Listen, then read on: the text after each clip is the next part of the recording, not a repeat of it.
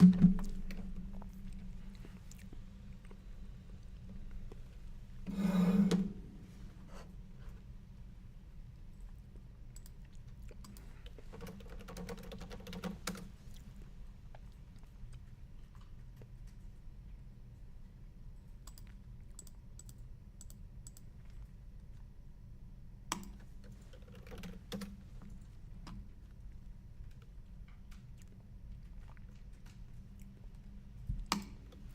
we go.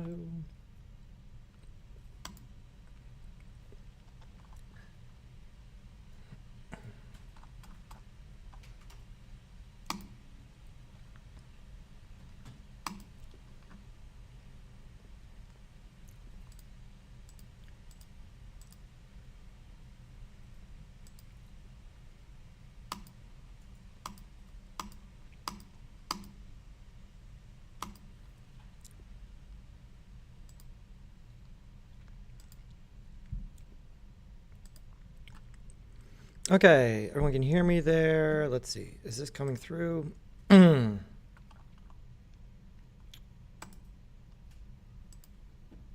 go. New tab.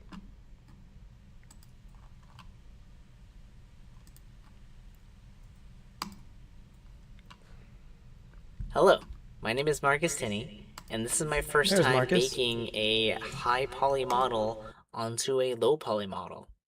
Here we have the high poly candle sitting at a comfortable 125,000 faces. I started with a simple cylinder, and using the sculpting, I made a little bit wider at the top. So a lot of faces, but for high poly meshes, especially something to be bigger and more complicated, not unusual for this to go into millions, at which point having that Vulkan switch checked becomes super important, because this is one of the things, the previous Blender architecture under OpenGL, when we started talking about millions of faces, it would really chug. And so having that checked in the preferences, that's a recent development. That's like within the last year that they implemented that in Blender. Significantly wider at the bottom for the wax buildup, and use the sculpting features to draw like the lines of wax that have melted, the little concave bit at the top, and the wax buildup at the bottom. And I made sure to use the voxelization grid to keep a consistent quality. And I made sure to put like a nice like smooth filter over it, holding the shift key, before I did all the drawing the melted wax, because it made the low poly still kind of show. And I made sure to also apply scale because they all became like rectangles with the voxelization grid. Anyway, this is the high poly model. We'll take note of these two main lines. And here's the low poly model. It still has these two lines, but this is at under 300 faces, a much better improvement. And it has roughly all the details. This is using the retopology thing. I don't exactly know how to pronounce that. Retopology. Topology again. But it was really nice, kind of just trying to make sure all the points lined up with the model and how it just kind of stuck to the surface of it. I thought that was really cool.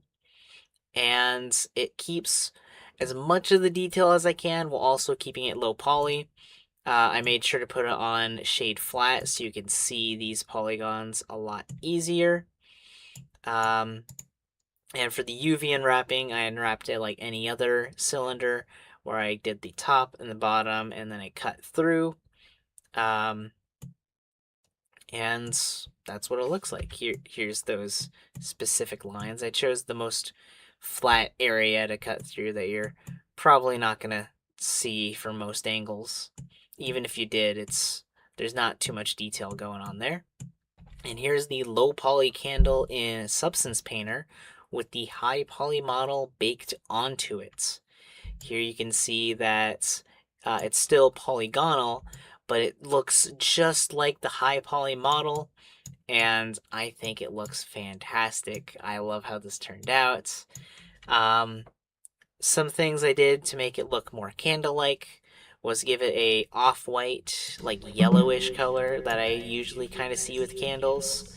And I put like in like recessed areas, like at the top, and in between these extruded areas of the melted wax, a more of like a darker orange that's blurred using a smart mask.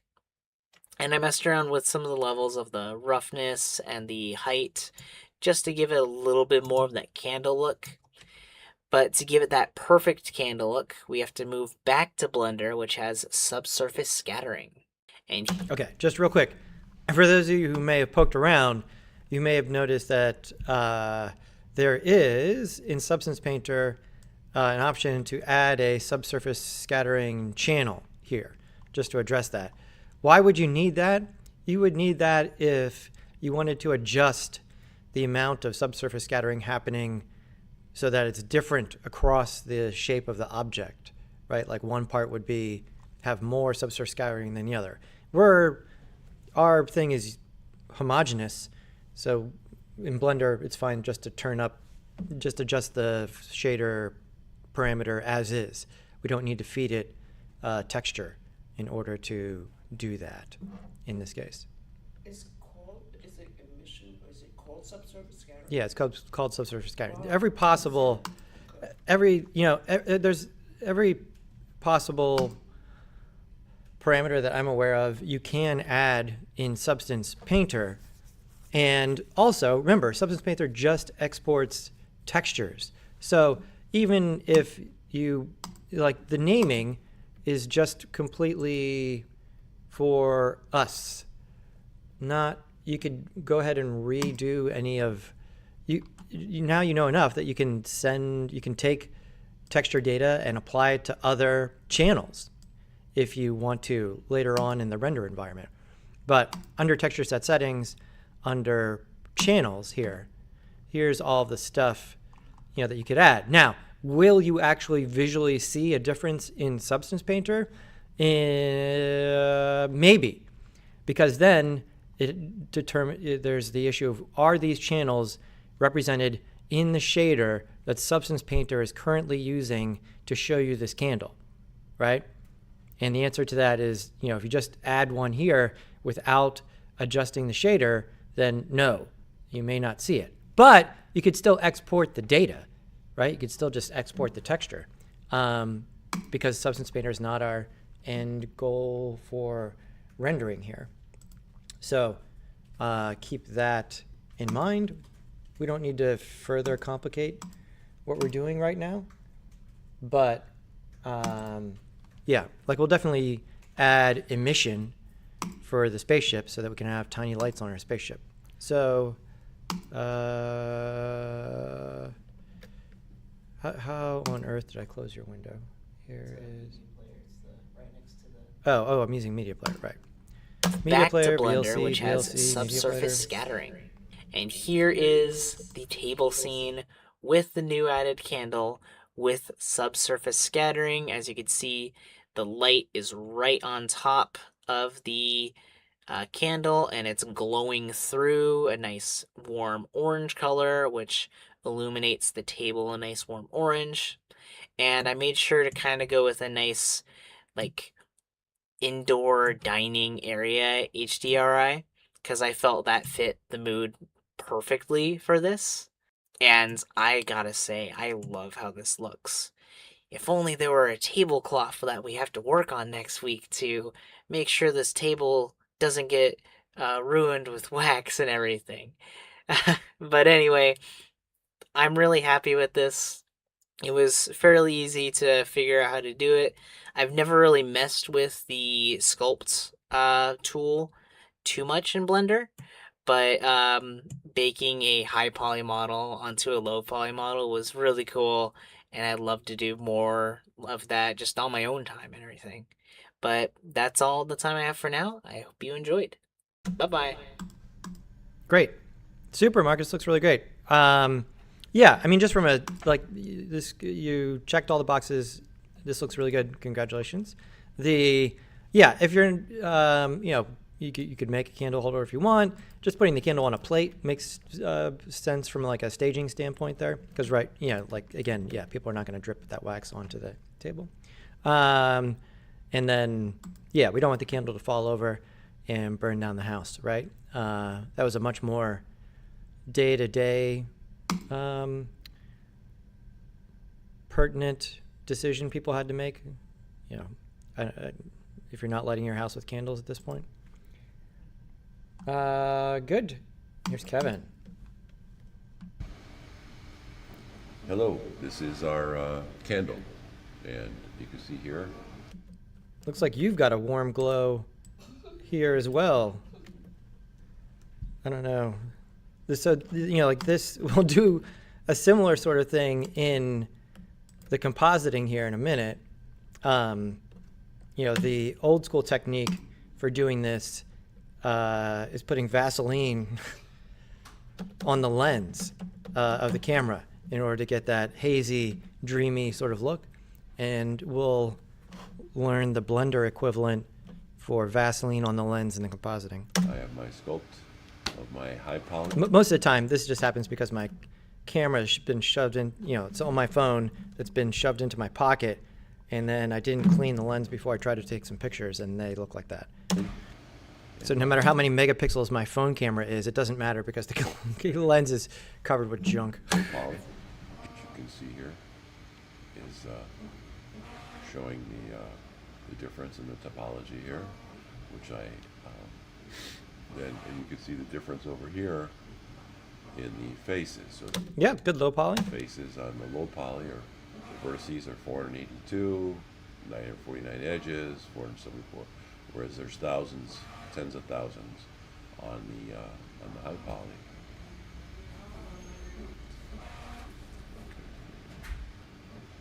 As it relates to my actual sculpture here, and this is my high poly one. I used a couple of the brushes. I used the pull, I used the draw, and I used the blob down here, put some blobs in.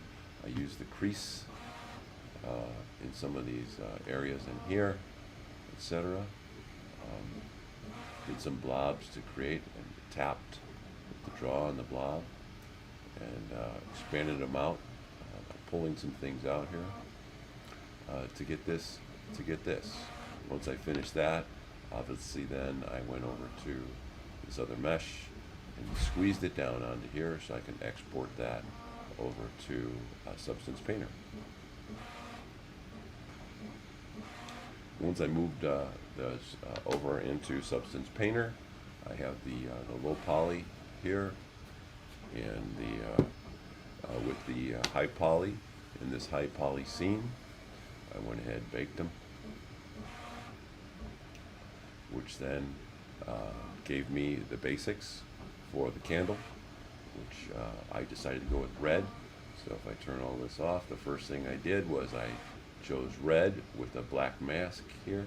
So the red is showing through in my creases, and then I have a different shade of red that I chose for the actual candle, so I'd have some highlights.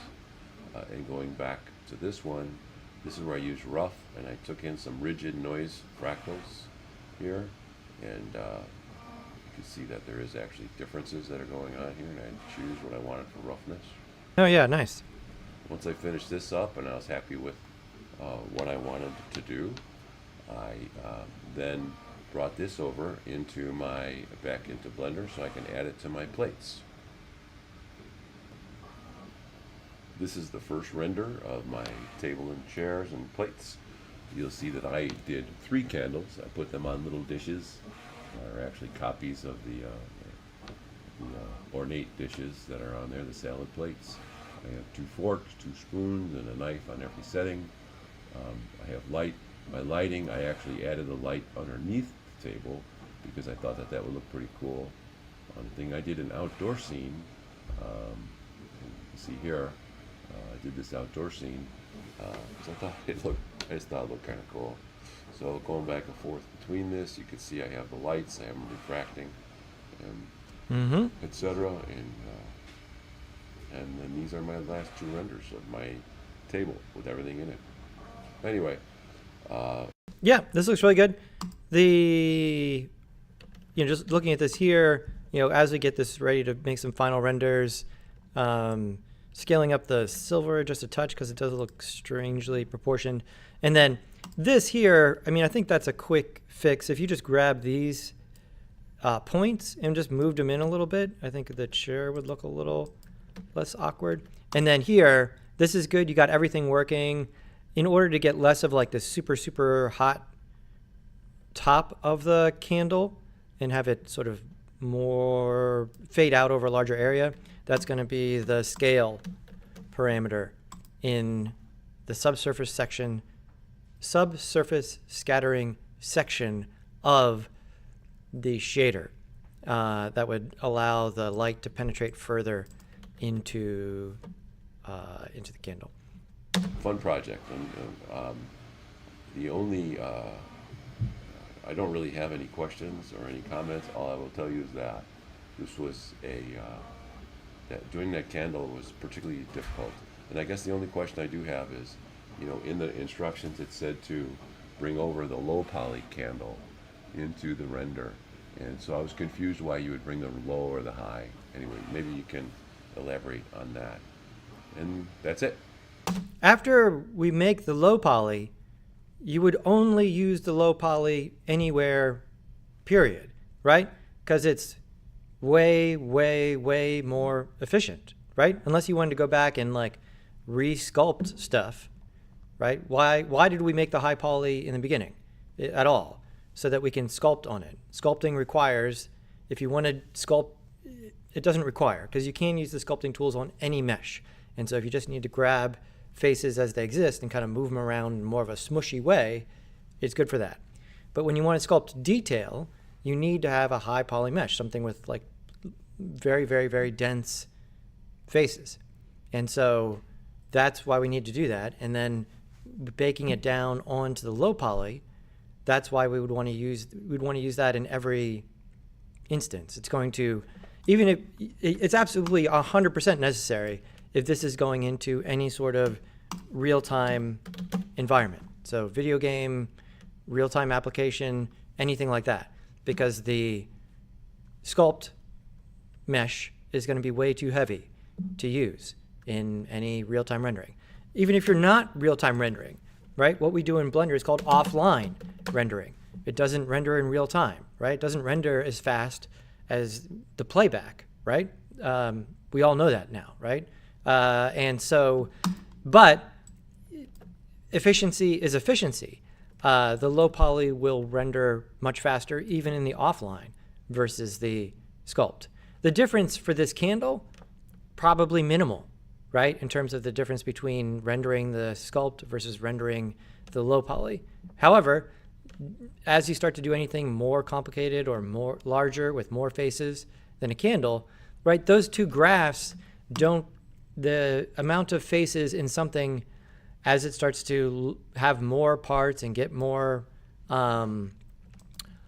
complicated, the number of faces goes up, right? Like I said at the beginning, millions of faces for maybe a really, really high poly sculpt.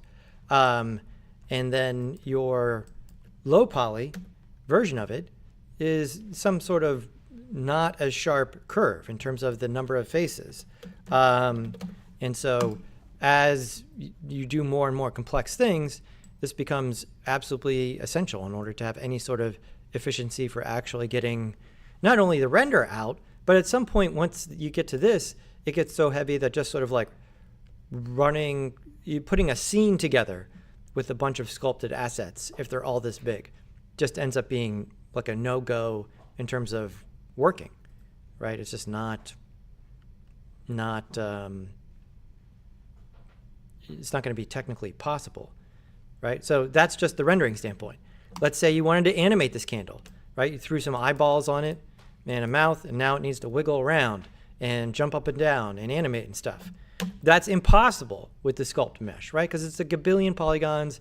It won't deform correctly. This is what I demonstrated when I twisted all that silverware, right? This silverware twist worked because that was a low poly quad based mesh. And so I could do all of this typical extreme deformation stuff to it because it was a really solid, not overly complicated mesh, right? So if it needs to be animated, like animating a sculpt is just not on the table. That's not, I mean, yeah, it's not doable, right? It's not the best workflow, not the best practice. I think what he's talking about is a question that I had, but what you're talking about bringing the low poly into the scene, that is the one, I don't know if there's like a medium. How many faces is the USD compared to the original? So we have the original low poly, and then we have the USD that we're bringing into the scene, and then we have the sculpt, which would never work in the scene for what you're The USD is just more because it gets triangulated. Yeah. So So just I think untriangulate it. What do you If you untriangulate it, it's going to be hopefully identical to whatever you brought into Substance Painter. And remember, you don't have to use the USD.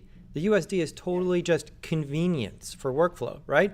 You can just grab the materials and configure them and put them, slap them right back on the exact low poly mesh in Blender, right? So the USD, I mean, it's confusing that there's not an automatic untriangulate or just a triangulate checkbox on the USD export, but there's not on Substance Painter. And so just that faces to quads or whatever the command is in Blender, right? That should be, I mean, there's like a couple, it was like within 2 or 3 faces. So whatever that is fine there. I just think what he's talking about was when you say to use the bring the low poly, you aren't talking about the very first, the one that we would have done in like Polyquill. You're not talking about that one. You're talking about the mesh that's coming out of Substance Painter. They're identical. That's my point. They're identical. All right. Like the one coming out of Substance Painter, the USD gets automatically triangulated. So if you just drag it into Blender, it'll say it has theoretically twice as many faces, right? So you have to untriangulate it at that point, right? But that's going to be like, again, the graph here, this is the high poly, right? The low poly is like this. And so even if this gets doubled, right, it's a pretty minimal, like that's not going to hose your file, right? If you're getting it triangulated or something like that. Because even when it's triangulated in Blender, like that's sort of 6 of one, half dozen another. 6 of one, half dozen of another. Everything gets triangulated at render time. Every quad gets divided into 2 triangles. That's part of the reason why we use quads, is because you end up with this even number of triangles. Just ends up making the math work better on the GPU. So yeah. Yeah, okay. So Just stop differentiating between the output of Substance Painter and the low poly mesh. They are the same, right? One of them may be triangulated, but that's just, neither here nor there. Okay, so the low poly is insane, but we can apply the textures that came with it if we had to do it. Yeah, doing what we've done, Yeah. the output of Substance Painter, the mesh, Substance Painter is not changing the mesh. It can, we haven't talked about that, we won't, and so we can just assume this output of Substance Painter is like whatever we put into Substance Painter Right. from the mesh standpoint. So, okay, good questions. Awesome. And Max.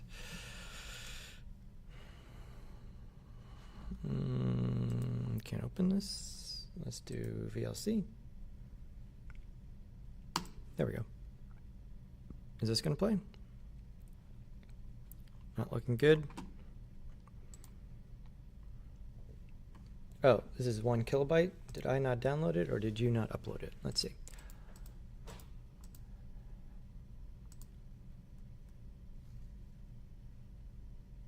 Yeah, this is in the video. It's 261 bytes. So that's not something happened with your export there, Max.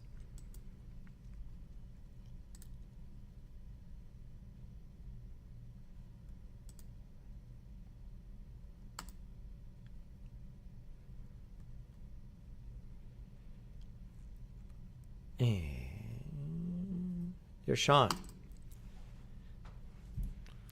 what's up? Good morning, it's Sean. This is my candlestick. Here is my high poly version. As you can see, it's got somewhere in the number of 11,000 faces. Here is my low poly. It has 600 faces. Just to kind of show that off rip. Let's see.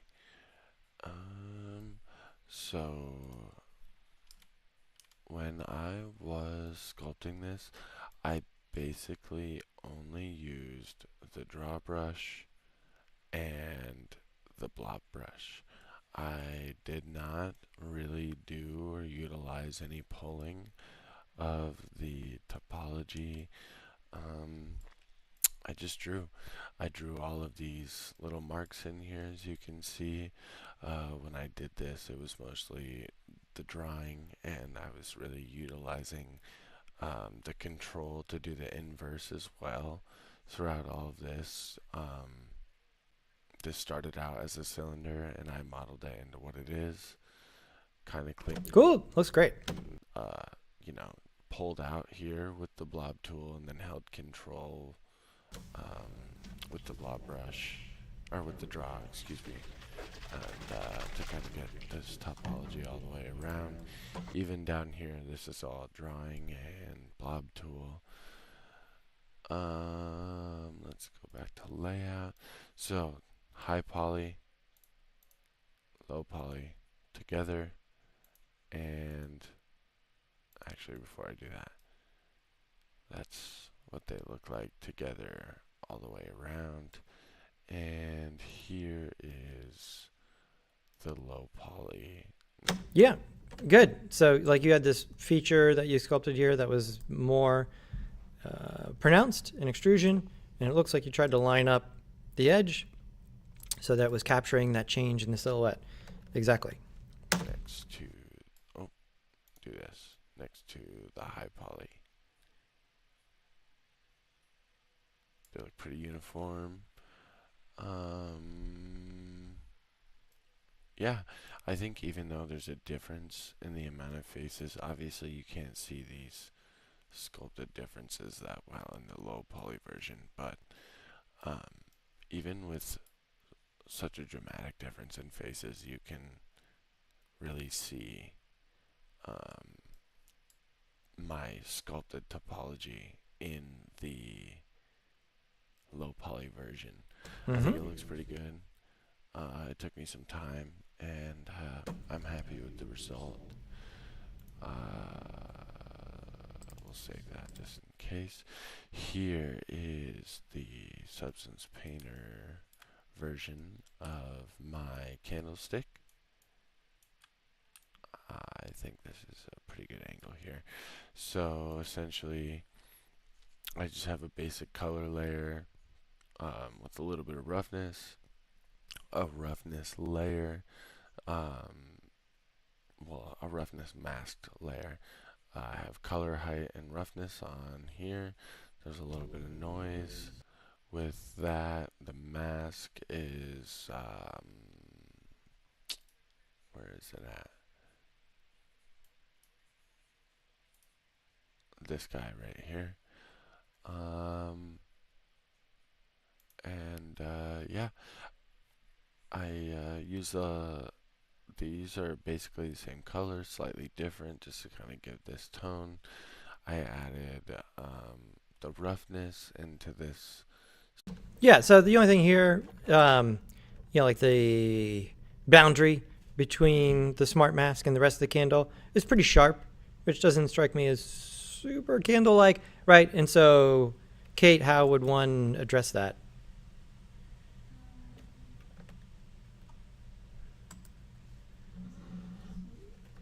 Kinda blur, right? Blur the output of the smart mask, right? And so if you put a blur probably right in there, then you could soften this transition between this and this.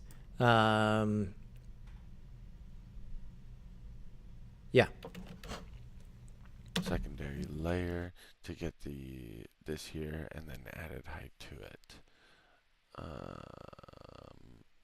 Yeah, I was basically just trying to make it look like a candlestick, and old wax was kind of my thought process here, like an old-timey candlestick.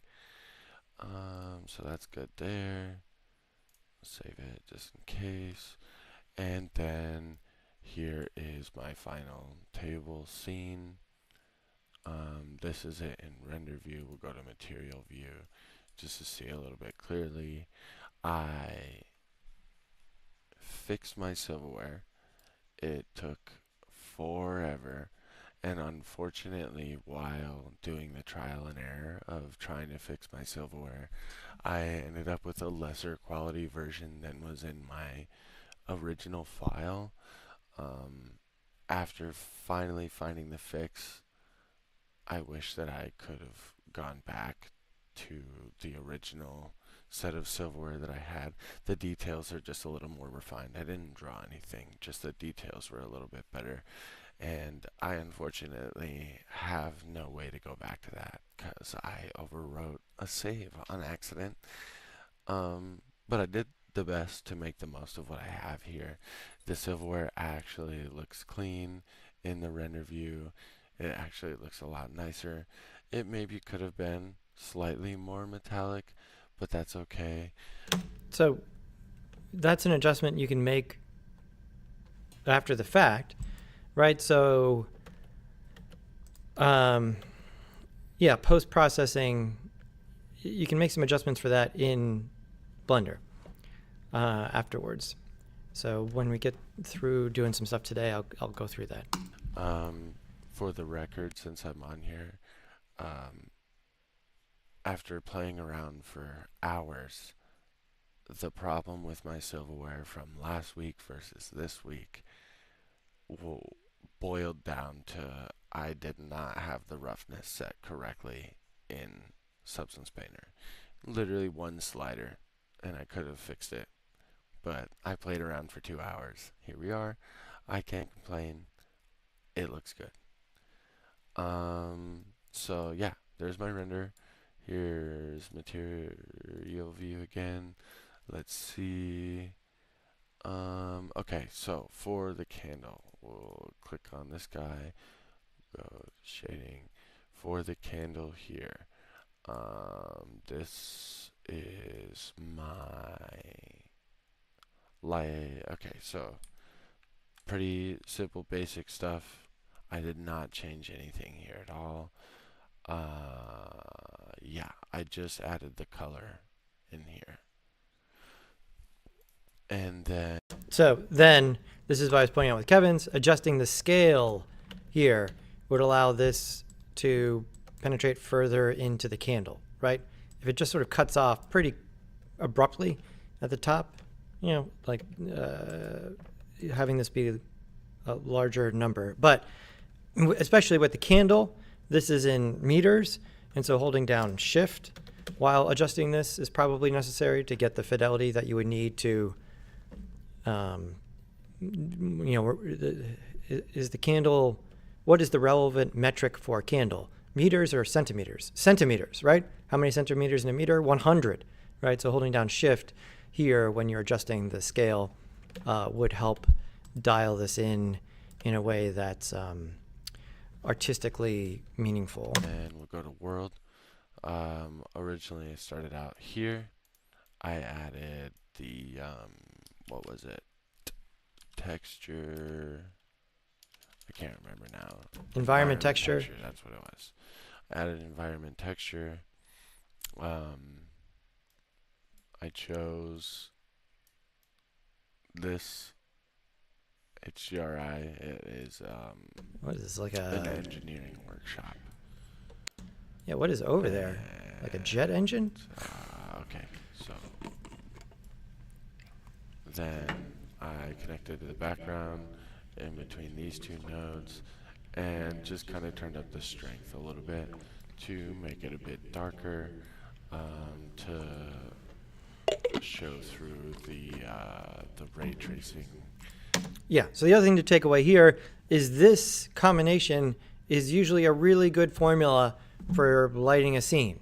Having some sort of HDR that's going to give you reflections, and then base lighting as if you're in some sort of actual location, and then strategically placing other lights in the scene to supplement the base that's there in the HDR. This is usually pretty solid technique. I can't remember off the top of my head what it's called. Give me just a second. The subsurface scattering. Just so that way that was a little bit more apparent. And once again, I've made an entirely too long of a video. Okay. Awesome. Very good, Sean. And here's backpack. There. Hello, this is Backpack, and I have a new hat. So this is about retop. What's your hat? But what? Who? It's Trill. Oh, it's Trill. I didn't see the right-hand side. Ology. Vacation, maybe. Are they they're not on Indian school anymore? They what? They're- They're not on Indian school. Oh, where'd it go? No, they went to North 16th Street. 16th Street. Oh. Yeah. Did Indian school get too expensive, or was it? Well, they weren't allowed to sell paint anymore, and they just became records, clothing, and old hip hop memorabilia. So they're trying to move to a place where they can put a shipping container outside for paint. It's complicated. You can't sell paint? The spray paint aerosol.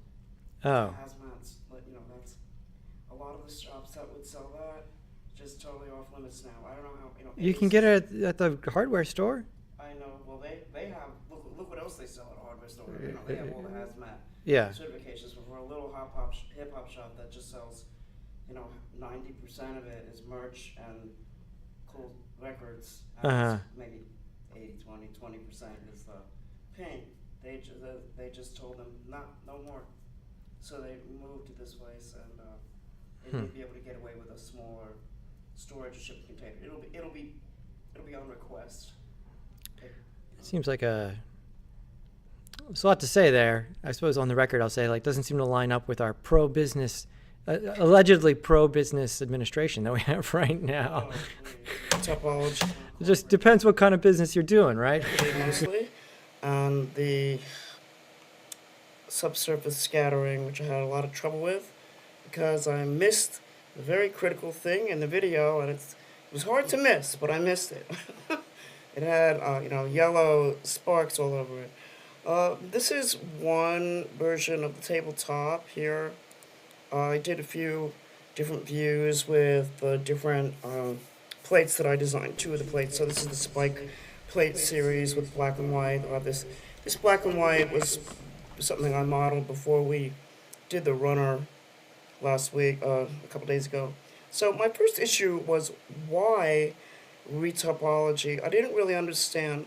I do understand the need to have fewer faces and vertices, but I would have thought that the remesh modifier or the decimation modifier, which is like remesh, would have served the purpose. So It would work in a lot of instances, especially,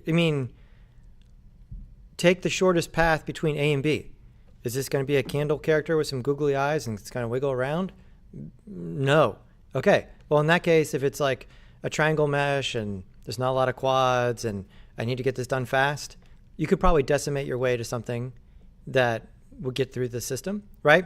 And then, is there going to be a bunch of really intricate painted patterns on this candle? No. Okay. Well, then I can run decimate. I can run the automatic UV unwrapping, which is, going to give me something, but not, optimal. But do I need it to be optimal if it's going to be a solid color and there's no visual pattern for color on it and it's not going to wiggle around? Then no, you could do it really quickly. Yeah. So you got to, this is the hard part of doing this stuff. If you go to the workflow is drastically different depending on what the outcome is that you want, right? So, yeah, if it's not, you could decimate your way to something. I'll try and look at some other ones there. But yeah, there's some options there for automatic remeshing and retopology. But yeah, ultimately, the reason we did it this way first is like, this way always works, right? If you take the time to actually design the mesh by hand, and you're going to get the best results, hands down, right? And if you use some of the algorithms, you're going to, in a lot of instances, you'll get perfectly usable results. So it just depends. Yeah, it depends is the thing. Because the final, like the whole people using ZBrush, that's what they're doing this for. It's what the more and more videos I would look at, people are coming out of ZBrush and then doing this. They all have different, like speed retouch, all different, but they're doing faces or dragons or characters and costumes, which is on my end, probably not. Well, architecture. Dragons and faces and clothing, in most cases, need to move and animate, right? So it's a different, in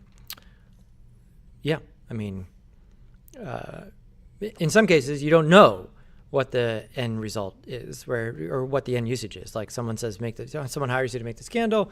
They don't really know if they're going to animate the candle or something like that. In this case, you want to make it optimally available, right? But in this town, that's not really the case. There's not a lot of big studios to get a job where you don't know what the end's going to be. You're the one in charge of the whole workflow. So in that case, if you know where to cut corners, you can cut the corners. You should cut the corners. Otherwise, it's going to take way too long, right? Just like the exponential relationship between the high poly and the low poly, there's also a graph like this that's the amount of time it takes to retopologize by hand. And then like that graph, that is definitely a finite graph, right? We've only got so much time, both like for this project and then like on Earth. So keep that in mind. First, it felt really counterintuitive to be redrawing the object. The videos I watched of people doing this were primarily redrawing characters, faces, costumes, and organic environments that they had modeled with ZBrush, which I really got to get into, or sculpt mode in Blender. So first I didn't understand why Decimate wouldn't work. So that's the other thing. Sculpt mode in Blender has gotten a lot of attention over the last 3 years. Like whatever distance there was between ZBrush and Blender, one of the big ones was ZBrush is going to handle millions of triangles, and Blender didn't before. But with that Vulkan change in the back end, Blender's able to handle maybe not quite as many, and functionally for most things, yeah, it's able to get the same mass of stuff in the scene. Pretty comparable. Yeah. In terms of like number of faces, it's way more comparable than it was even 2 years ago. So now there's a bunch of other tooling there, but from my eye, as someone who like really, personally thinks the ZBrush interface is like complete nonsense, like the graph of like trying to understand what's going on there when it's like way outside of what the usual practice is in the other programs, it's just not worth it. So. But then after doing this, let me pause. This is the version of the... Also, there's pretty much the deal breaker. Blender is free. Yeah. Right? Every Blender, that's why we're using it now. Every Blender conversation, it could start and end at that opening sentence. Blender is free to use, right? That's part of the reason we're doing this is we used to use other programs, that I like better for different things. However, this one is the most available to the students. You can use it anywhere, anytime, for no money. And so that's ultimately more important. The high poly and the low poly, this is when I started doing it with Polyquilt, and I couldn't see it at all. Yeah, I think you might not have had this on when you were doing this. If you relax it with this off, it's just going to smush it into a mess. This is the thing that keeps it on the surface. Yes. The snapping there, snapping to surface.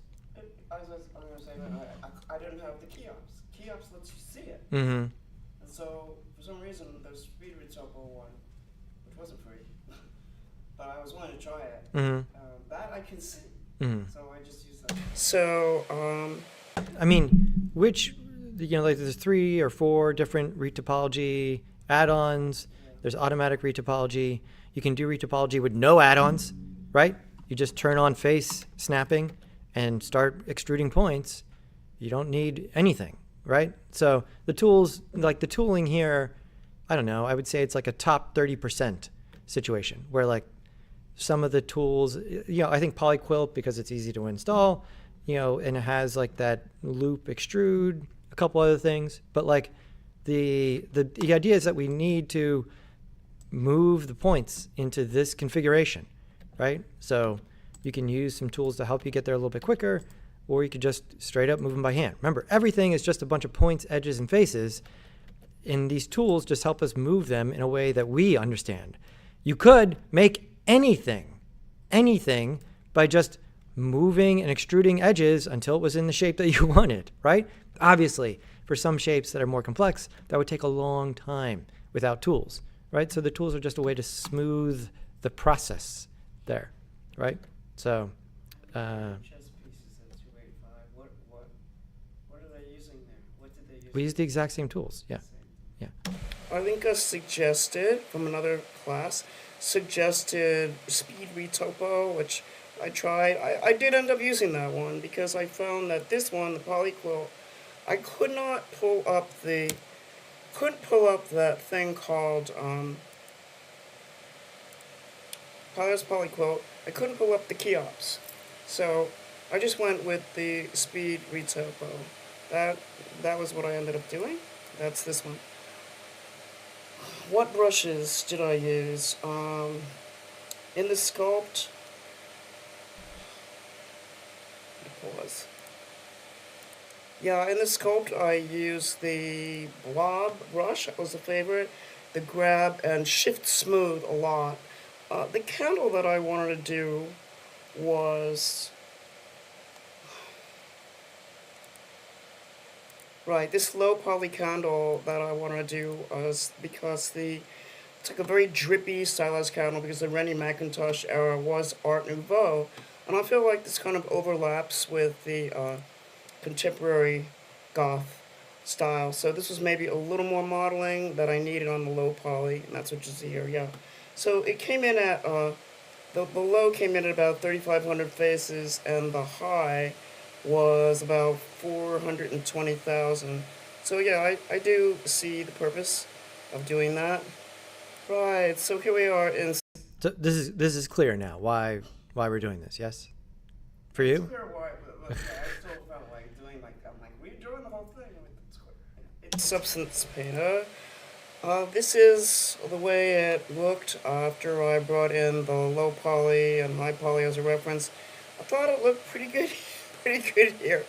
But this whole top area is that's really not good. When I went to ambient occlusion, it looked terrible. This looks okay here because what I end up doing is going to in the baking process. So this here, ambient occlusion was way off. I tried it, I think this is round 19, where I finally got the result that I wanted. I ended up turning the ambient occlusion way down because it just seemed like I was getting all this dark shadows and black rays, and I kept rebaking it, and so I found that this bit with the cage to be, maybe I didn't understand it very much at first. Casey pointed out that this distance is something you have to be, you have to watch out for that. And what I think is the problem is, when you turn it up, this area here starts to cross over all over itself, and I kind of think that was what was the problem with the paint. Oops. Yeah, and then also, where is this in the UV map? I think that it's to do with the cage, making sort of artifact. Right. But I mean, like, where is this part in the UV map? Is it this? Yes. It's the top. Yep.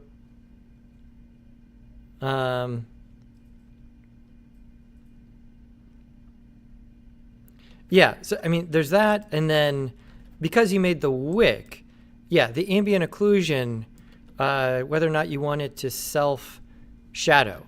And so, yeah, part of the reason we didn't make the wick was because of this, right? So as you turn up that cage, it is going to assume this is bigger and then cast these bigger shadows there.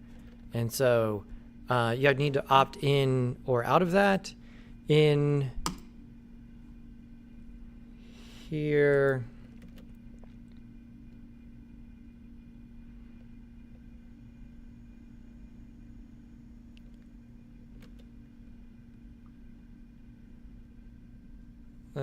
there's a box somewhere for whether we want to calculate it being self-shadowed.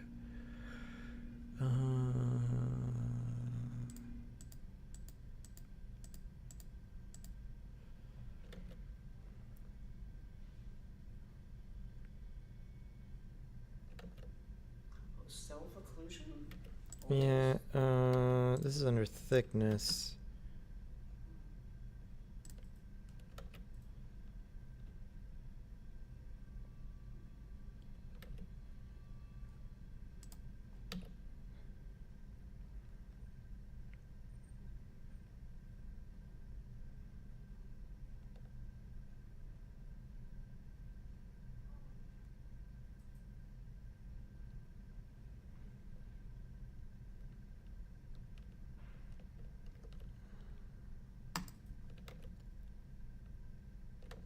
Oh yeah, here, ambient occlusion, self-occlusion. Yeah. So if you turn that off, then it won't self-shadow itself there, like that. When I was painting it, all this problem in here with these kind of artifacts of So that's responsible for the darkening. The stretching that's happening here is the UV issue. Some of the UV map got distorted somehow. And so that, remember, when you're the UV mapping, quality of the UV mapping in terms of extreme stretching matters for the baking process, right? Because that's what we're doing. We're taking the high poly details and we're baking them into the texture.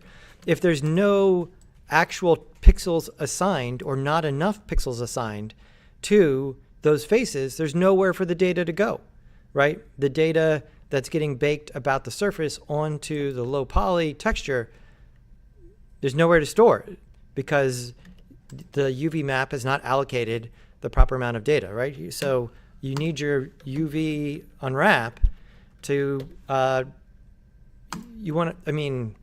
avoid situations. Something happened here where this face got smushed very small over here through some process. And so that means it's spreading out very little pixel information across these faces.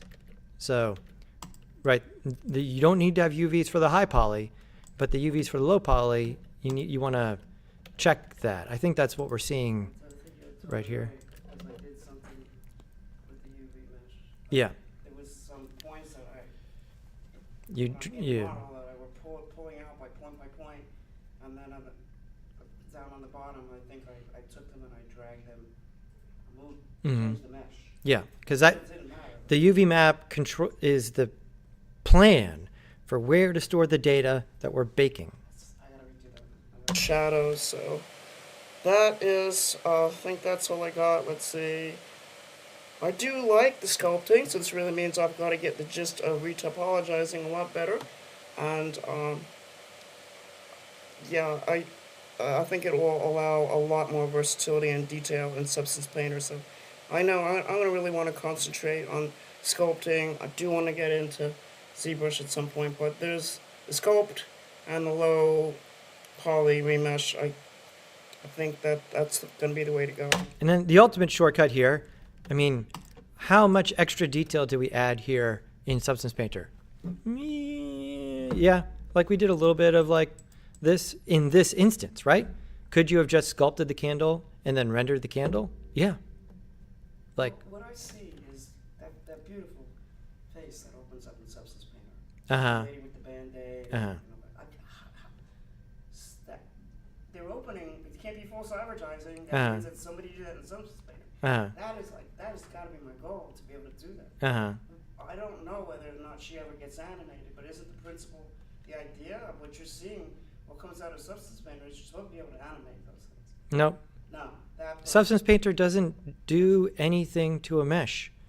No, but I mean, using it to be able to bring it into your modeling program Mhm. is not the point. Like, can that person is just a texture. Mm. So all those beautiful textures should come with her. Yeah. But that doesn't mean like the mesh is good or it's animatable. It's just like a good image. Right? There's plenty of 3D people who just make still images. Yes, that's what I wondered. Even now, some of the stuff on Ranko, the ArtStation, some of the people on ArtStation, they're just extraordinary because I am expert airbrusher.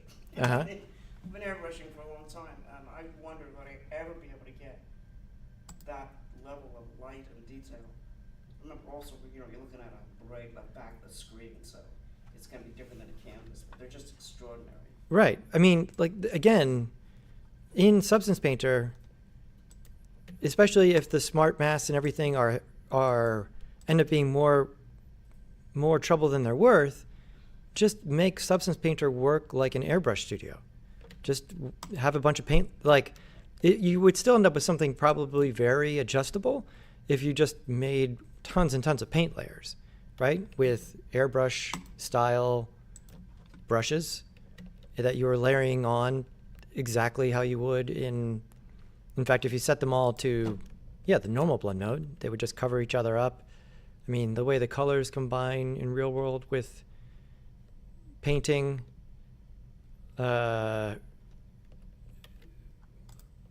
multiply would be closer, right? Because if we take every color and spray it onto a wall, you end up with like brown, black, right?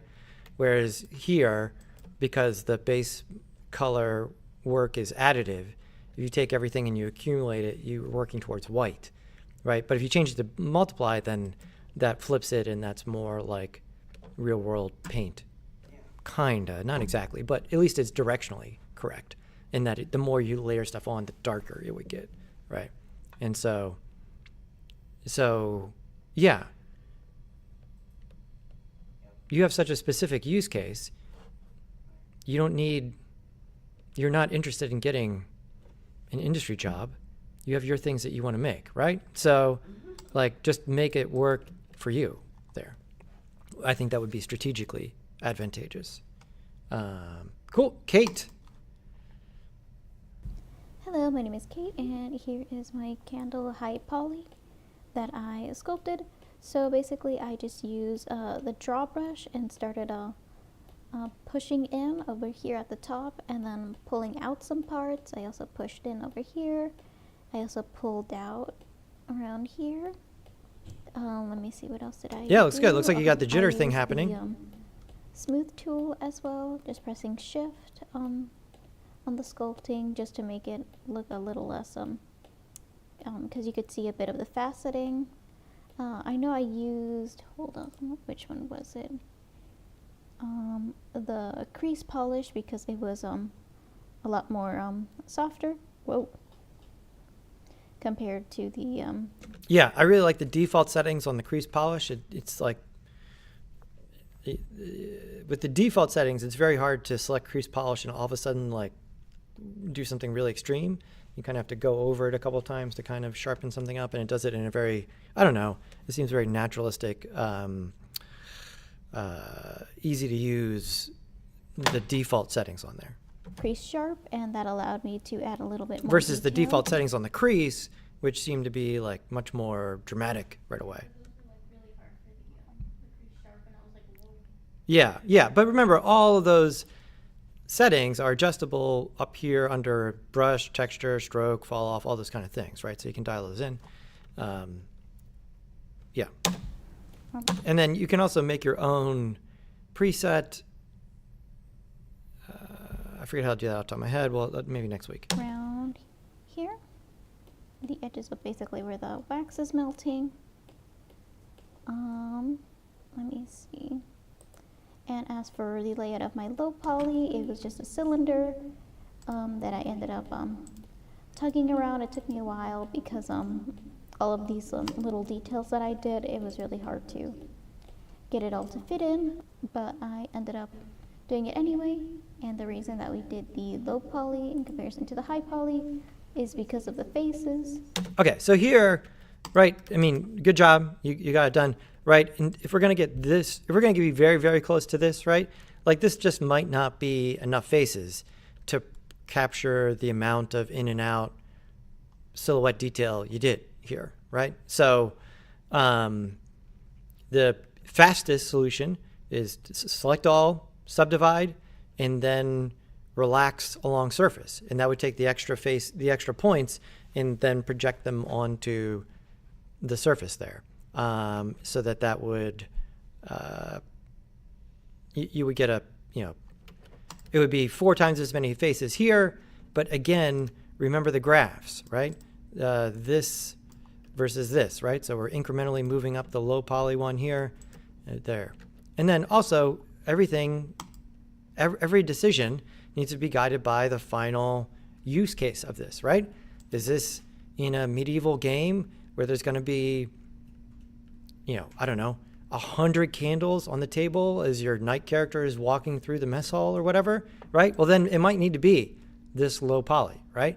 But if are we just rendering it in Blender, right? Well, then sure, we could subdivide this and make a better looking low poly mesh to bake onto and be just fine in terms of rendering, right? When you're not rendering in real time, when you're not going to a video game or a real-time rendering environment, you can always offset your render complexity with better time management, right? If you're just ahead of the game, like, you increase these and it takes 2x the amount of time to render, right? Well, if that means your render goes from 5 minutes to 10 minutes, but you're 3 weeks ahead of schedule, no problem, right? So, yeah, that's the other.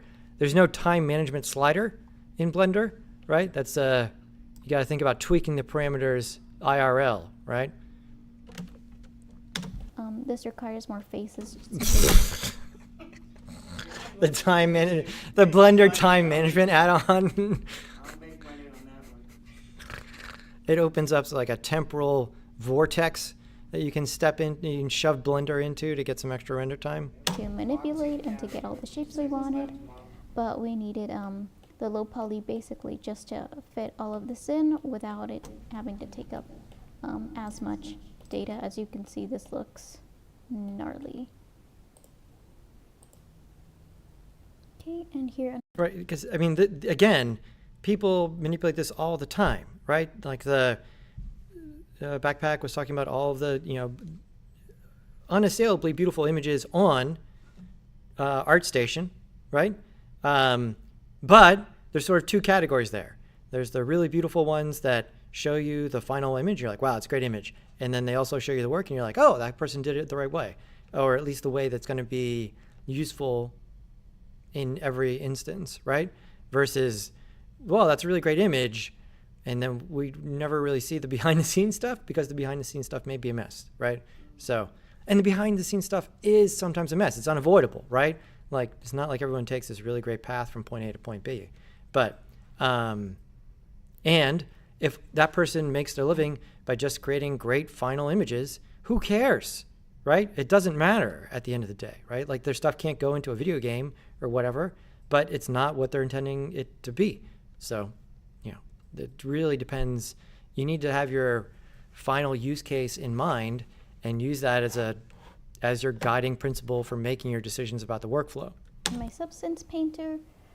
What's that? The beauty of it is digital. Uh-huh. Because if I'm making a mess on a wall, like, you just can't take the layer out, or we don't hear backwards. Oh, You yeah. know what I'm saying? When I'm painting a painting on a wall, Yeah. it could be a mess. Yeah. Yeah. The word mess here is relative, right? Like, yeah. My computer is a digital mess, but like, Yeah. it's not spilling out into the rest of my house.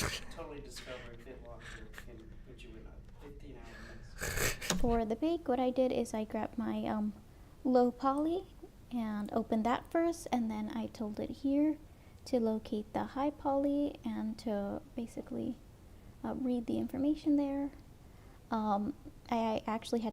Yeah. And then once again, there's the frontal distance and the rear distance, right? I don't think I did a good job, or at least made this clear enough, right? There's this cage around it, but the cage has two walls. There is an inner wall and an outer wall. The outer wall is very obviously visible, right? When you grab the frontal distance and you slide this back and forth, you see it going in and out. The visualization of the rear one is by default kind of obscured there, right? So if something's sticking out on the red side, then you do this one. If something's sticking out on the blue side, then you do this one, okay? So it is a two. What is actually happening here? One way to conceptualize this is like, imagine one tiny camera at each vertex, and that camera is pointed at the surface here. And what that camera sees gets rendered, and then all of those cameras at each vertex get stitched together, and that's what forms the baked texture there, right? So that's what's happening. This is being projected down to the surface from this, which is why if the mesh sticks out beyond this surface, it goes behind the camera, and the camera doesn't see it, and that's why it ends up being black in the baked mesh maps there, right? So, but because it's a three-dimensional thing, this goes in both directions. So there's like a camera here, and there's a camera on the inside. It's balancing that. I don't know. I can't speak to the algorithm in that detail, but the render environment needs to see the entire contour of the shape in order to convert its three-dimensional information into pixel information. To change the rear distance because it would just have create weird holes and faceting until I changed this. It got better, so then I baked it, and this is my choice of how I decorated mine. Mine is supposed to be based off of the candles that appear in Sky Children of the Light. Is that a game or okay? It's a video game. As you can see, I added this in. Although these look a little more simple, I wanted my candle to look a bit more melted, realistic. I kind of liked it. And here are my layers. Oh, please don't move anything weird. Whoa. Okay, never mind. So this is the base red. It has roughness and color and a little bit of height. Here is the detail so that the wax looks a little more shiny. There's a little bit of color there just to make it look a little lighter, nothing too dramatic. And of course I used the fill layer here, and I believe I added, roughness and height to it so that it could be a little bit more distinguishable. And for my final table scene, I ended up using, I believe, what is the Warm Reception Dinner HDRI. And here is how everything looks. Here is my point light. And let me get the renders. Before I show the renders, I added this warm pinkish light just because I thought it would help bring out the pink in the in my plates a little better and tie the scene together, just making it look a little bit more warm. That's also why I chose the reception, because it was very pretty, very bright. And here are my two final renders. This one's kind of from above, and this one's just to get more detail, especially on the knife. And yeah. Thank you. Great. Very nice, Kate. Looks really good. And I have to ask a question. So, in the other program, there Hello, is my that name- kind of magnet that it'll find, like if you have the plate and you want to put right on the surface. Uh-huh. Is there an equivalent in Blender that you know of?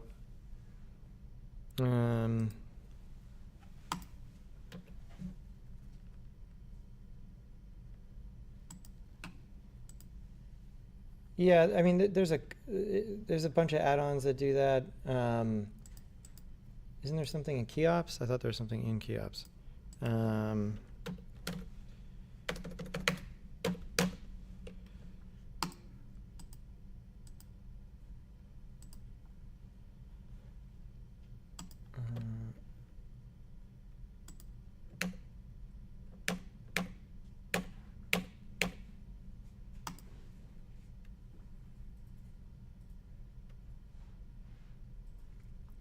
yeah, in Keops there's a snap to floor. I think that's just the main floor, not on top of the next thing. Project a surface. There, you could do the if you make a new thing.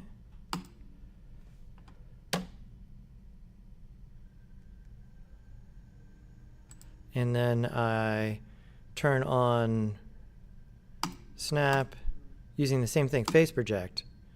And so now if I were to use this, there we go. It's snapping to the surface. The anchor point is in the middle of this, right?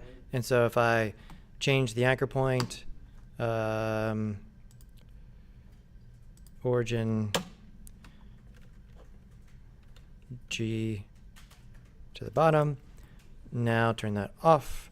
Now come back here and press G. There we go. So now it's snapping it to, you know, whatever this is doing some kind of ray casting where, you know, it's like shooting a ray out from the camera, and wherever that is at this position, it puts it where it should be. And so that would not just be the floor, because I think that Keops thing just projects it to the grid floor. And so this would put it on top of the table there, provided you've correctly managed the anchor point, right? So there's that. This is Junegula, and this is my candle HDRI lighting setup.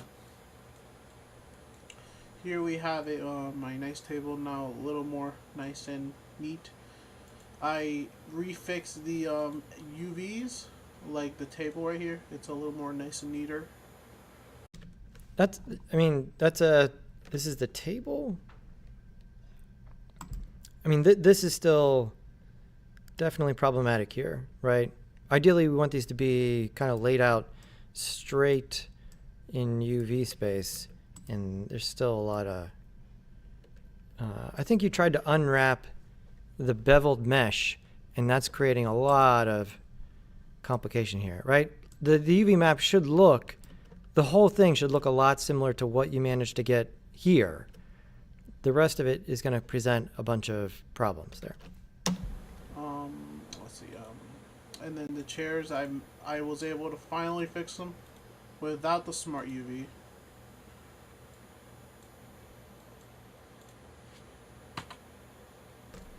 Yeah, that looks decent. That's way better than the table situation right now. Good.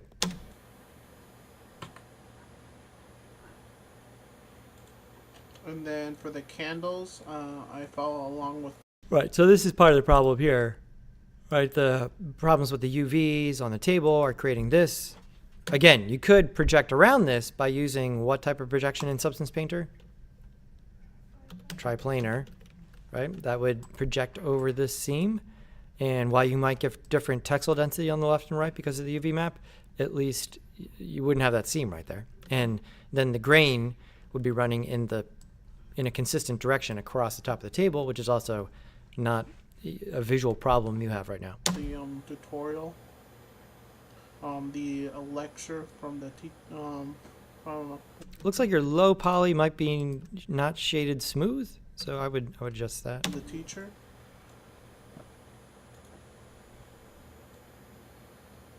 Where is it? Oh, it's right here. I think. No, it's over here. There we go. As you can see, I have the subsurface. I was trying to find my best to find a dining room with 2.1 or 2 by 1, but sadly I couldn't find any. So I had to Yeah, Polyhaven, the one we've talked about. stick with what I had, which was with this. At least have something. At least not an empty plate, basically. I also was able to do the Yeah, I think you're missing the whole HDR thing. It looks like you put it on a image behind there. That's not giving you the reflections and everything that you would want there. little plate Go back and watch that whole section again. plate to background right here. And yeah, I do. Let's see. I was able to do the sculpting. With the high poly one. I say I'm more proud of the high poly than the low poly. The low poly was a little difficult with the retopologizing it.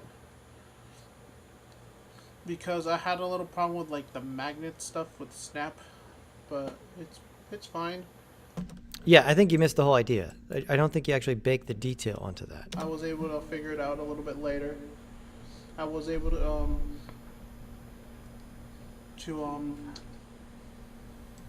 how do you say, build the candle around the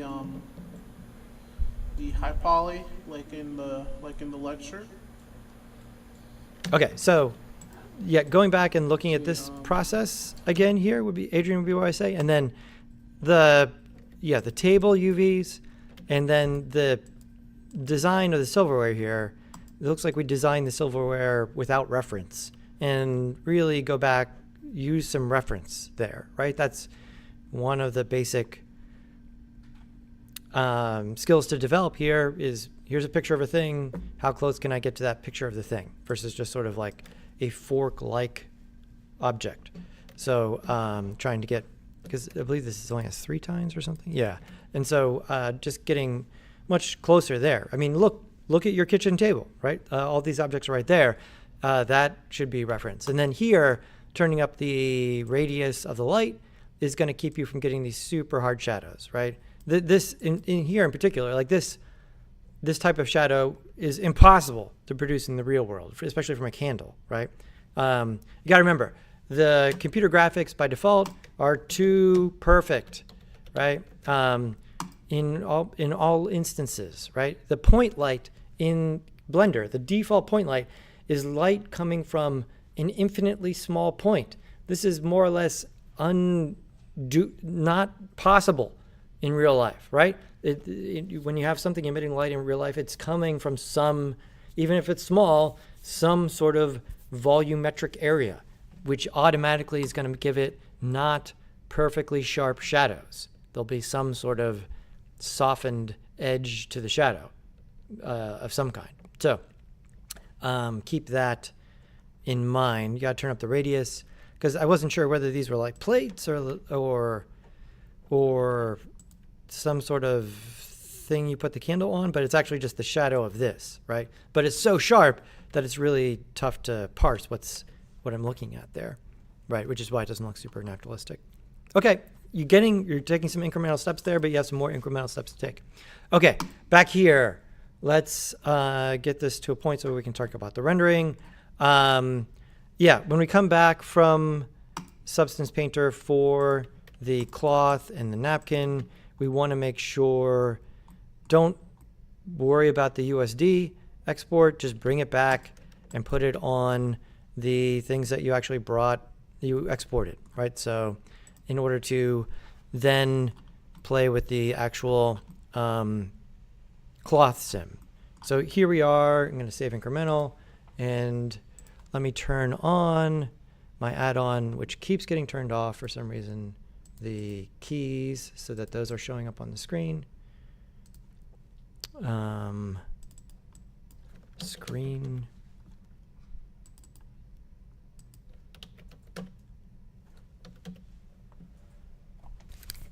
Screenwriter. Screencast keys. There we are. Seriously, I'm pressing the button. What's going on here?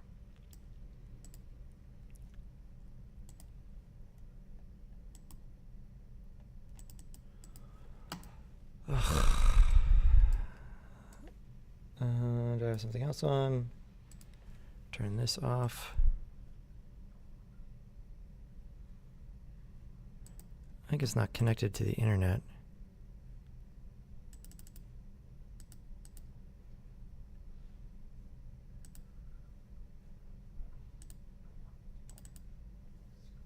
Nope, that's fine.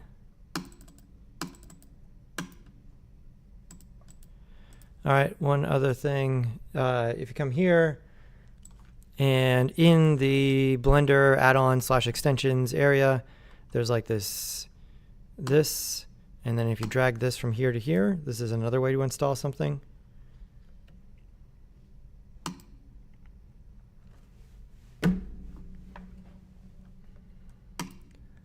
I'm just going to restart. This isn't bode well.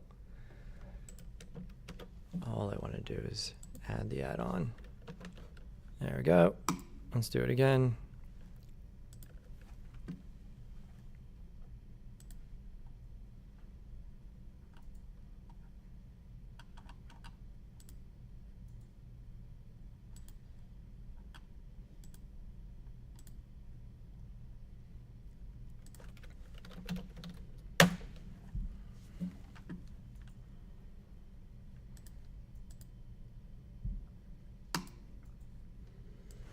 There we go.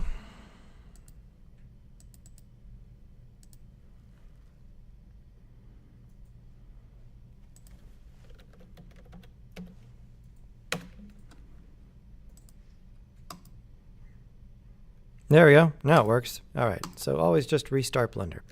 And there we go. Excellent. All right. Here we go. Sim this thing. So I've just simply brought back the textures. If we look at the textures I exported from Substance Painter, they are in this folder here. Right? So we're not worrying about the USD. We're just worried about this. Now, which of these maps matter? Do I want this one? Yes, right? It's the color. That's one of the two most important ones. How about this one? Yes, right? That's going to give me any sort of detail. How about, is there relevant data in this one? Yes. Is there relevant data in this one? No, it's just black, right? So being able to investigate what's happening here, and then we're not going to use displacement on this. And so we just need those three. You know, knowing what you're looking at here, important. And so now over here, right? Those decisions I just made, those are not the decisions. I'm not saying those are the only relevant maps in every instance for this cloth thing. There's no metallic info, right? If I had made like gold leaf, what do you call it when you reflect? I don't know. If there had been reflective thread or something that I tried to paint in Substance Painter, then yes, the metallic map would have been important. But in this case, it's not. And so I brought these in, and then what was the other, besides just dragging them in here, what is the other major thing I would need to configure on the actual texture nodes? What's that? Just in these texture nodes, what's the other thing I need to make sure I set correctly? Yeah, color space, right? If you're bringing them in yourself, they're here. If you drag in the USD, they're already configured. We're not dragging in the USD for the whole train wreck of trying to simulate that we ran into last time for unknown reasons. Normal map has got to come out of here into the normal map. I just hooked them up as per usual. And then also, I hooked this up over here, just under our usual, read the UV map and provide that as the correct texture projection space. So that gives me what I need there. And so this, I labeled this cloth. And if I were to look at this, this is an object. This is an object. This should get, because we packed them and painted them together, I can just apply the same material here and I am good to go right there. Okay. And so now if we come back over here and look at this, let's go ahead. Remember I did the thing where this is not great to use as a collider because I because it's a more complicated piece of geometry, right? When we start doing the simulation stuff, the topology matters for the simulation, and having it be simpler makes it easier. And so this cube collider has the collision turned on, and the runner has the cloth turned on. And so now if I return this over here, keep saving incremental, it's my insurance policy, hit play, there we go, beautiful. Okay, there's a little bit of space here. I could finagle a bunch of settings and worry about that, or I could just freeze this and then move it to where I need it to be afterwards, right? And so we'll do that. So now this is good. How do I convert it into an actual mesh?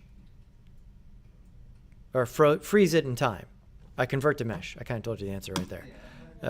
Right? How do I convert to mesh? Well, you convert to mesh, idiot. Okay, right, exactly. Mesh.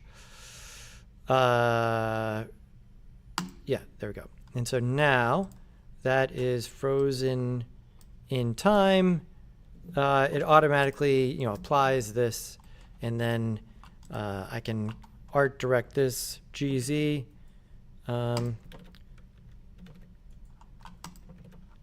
As needed.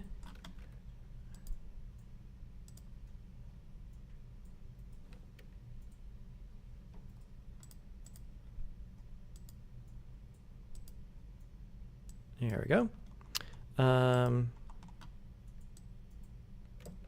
Oh, I was like, why isn't everything freaking out? Because I still have this project a face on. That's why everything was acting strangely. Okay. And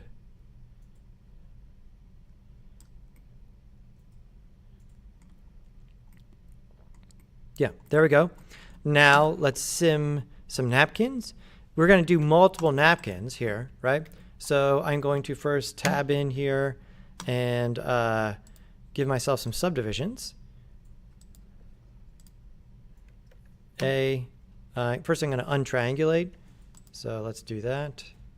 Somehow I had triangulated there along the way. So face, triangles to quads, there we go. And then right click, subdivide.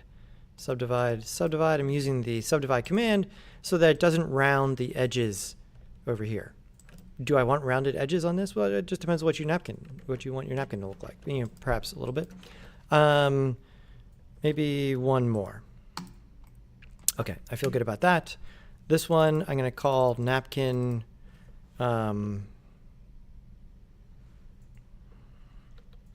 template.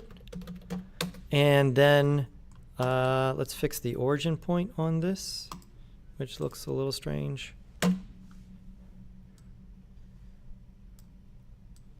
Just gonna, if nothing else, the origin point doesn't matter for the actual cloth stem, as far as I know, but it does matter in just being able to like rotate it and position it, not have that be a totally frustrating activity. Okay, that's pretty good. Then, yeah, we want to simulate some of these napkins, and so have this, and then I will Shift D in order to turn this one off and then drop this one and use it as my template here. So let's go ahead and do that. And it doesn't have the cloth on. There we go, now it does. And now if I drop it, there we go. That was pretty fast. Let's look at this. It definitely has, we're going to check the same things that we were talking about before. Under collision, we do want some self collisions here.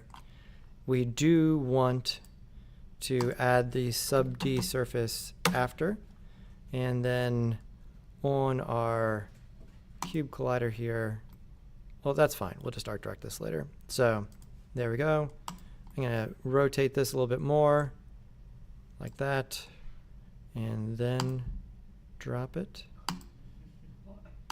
Maybe too much stuff here. Let's see is there anything else that has the collider on it? Shouldn't be.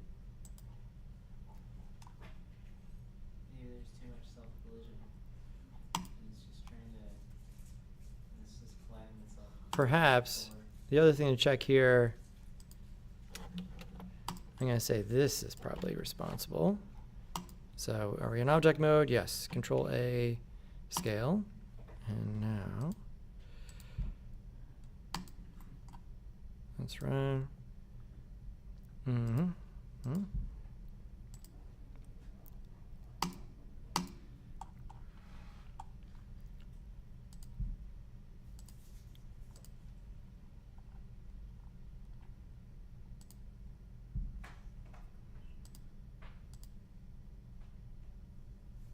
Yeah, it's a self-collision, alright.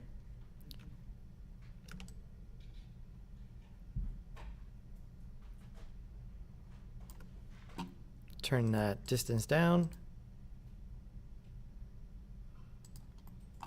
Now we're getting such weird results that we weren't getting before. Let's make sure there's nothing here. Template. Is it overlapping with this one? That one is off. This one is on.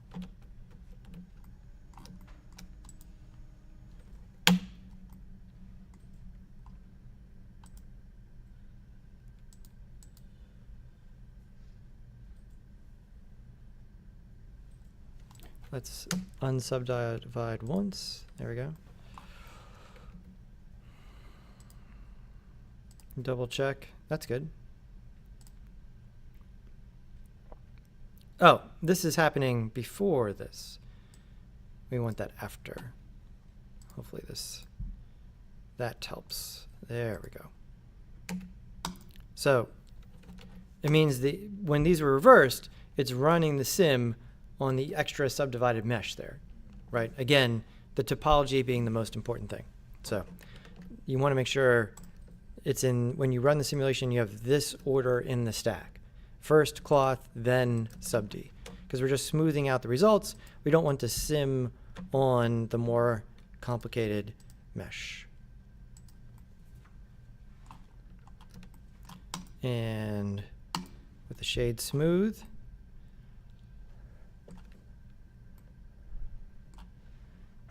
now this one is totally set up correct. I'm gonna Shift D it. Okay, so let's just focus on this one. There, I like it. Right click, convert to mesh. All right, great. And so now, set origin to center of mass. There we go. That makes that a little bit quicker. And now I can put this where I need on the table.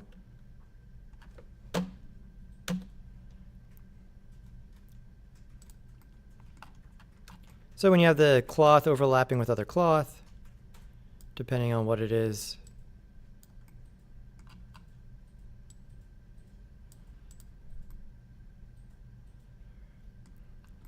let's drop another one. Here's the duplicated one. Rewind. And let's move this one over. Give it a different kind of angle. And drop that one. Or Shift D first, since it's all configured correctly. Yeah, that was kind of straight. Yeah, let's go like this. Let's maybe fold this.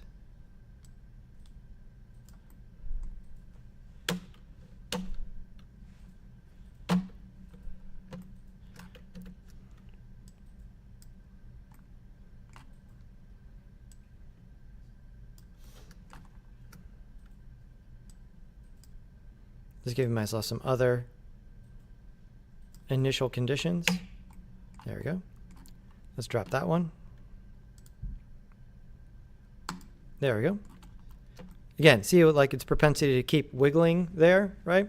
But I don't care about that. I can just sort of convert it to mesh. And then right click, origin to center of mass. Allows me to put it where I need it to be on the table.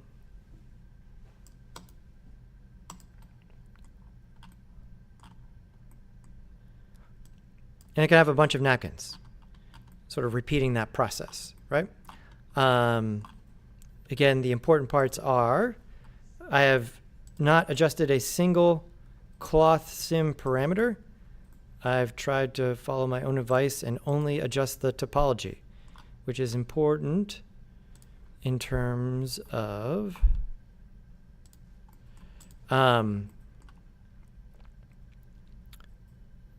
just making it a little bit easier to wrangle. And then this over here, you got to make sure it's this, then this. Otherwise, you'll end up with some of those weird sim results that we were getting. Okay, great. So you can do as many napkins as you like. 3 or 4 probably makes a good combination there. And let's go ahead and get rid of this one. Okay, and so now we've got stuff that we need. We don't need this anymore here. We've got things set up. Okay, and so now let's get into some rendering for this. Let's come back over and give ourselves a backdrop to use for now. And so I'm going to save incremental. I'm going to hit play, make sure nothing, is anything still simming? No. Okay, good. We want everything frozen in place.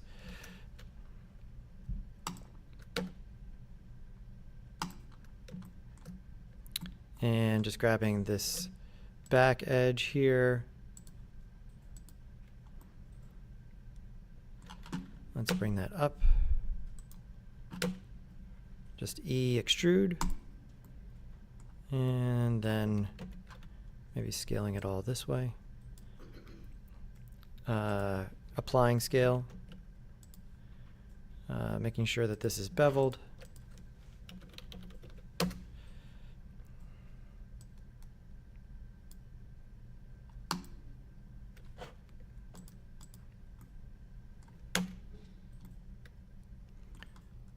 I think it might be inside out.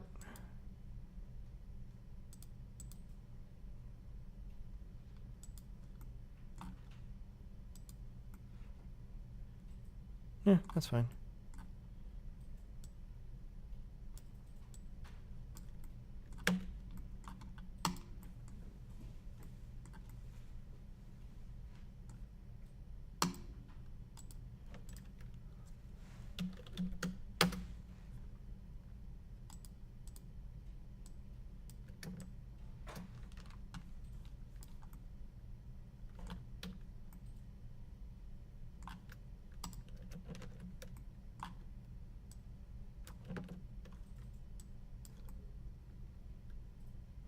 Why does this plane not want to be beveled all of a sudden? Am I missing something? We're in object mode. We've got the bevel, we've got the edges.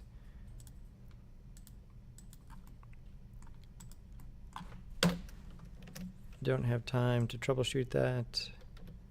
Use the bevel tool on that one edge and edit. Yeah, I'll do that if it once again gets weird. There we go. Who knows what was wrong with that other one? I go too fast and I don't see what I'm doing. Try to pay a little more attention. There we go. Tab S. There we go. Our camera's gonna be pretty tight. Let's shade smooth that. Takes the air of that. That looks better. There we go.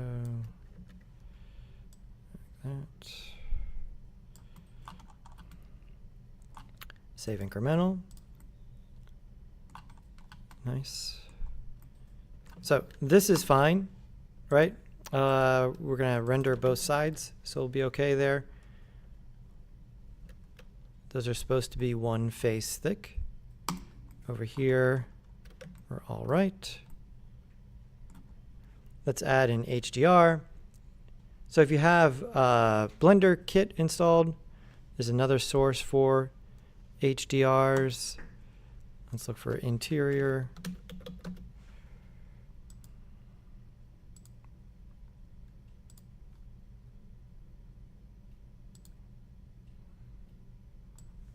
And I'll bring that in. 2048 will be fine. Because again, we're not going to see it in the background. We just want to be able to do that. Here, the rotation of it, we don't want to have the backdrop casting this crazy shadow here. So, two options. Maybe this doesn't cast shadows, in which case you can do that under Object. And there's a box to opt out of shadow. Visibility, ray visibility, no shadows. There we go. So per means this object doesn't cast shadows. The other way to adjust this is to adjust the rotation on the HDR. So I come in here into shading.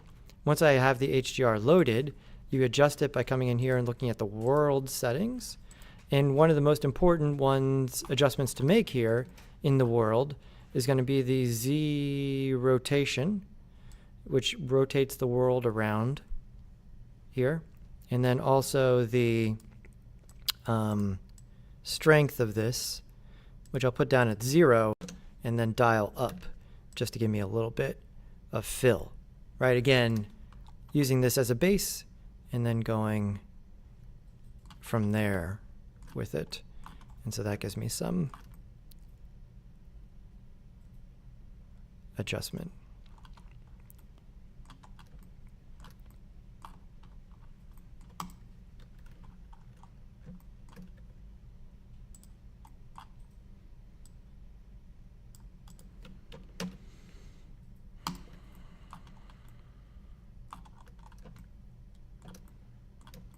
We're not using the HDR in the background, just generally doesn't look very good. In order to get this high enough resolution that would not look really crunchy, you would have to be loading in the 4096 or maybe the 8K version. That's going to eat up so much VRAM. You're going to have very little VRAM left for the actual stuff that we see. Also, remember, this is just an image. It does not parallax. As you move the camera around, all of this stuff actually parallaxes because it's actually 3D. So why we're using a backdrop here. And so you can make a decision about your backdrop here in terms of giving it some other neutral material. Something that's not going to distract from the rest of the system. We're still looking at the world. I want to look at the actual backdrop. There it is under Object. And so here,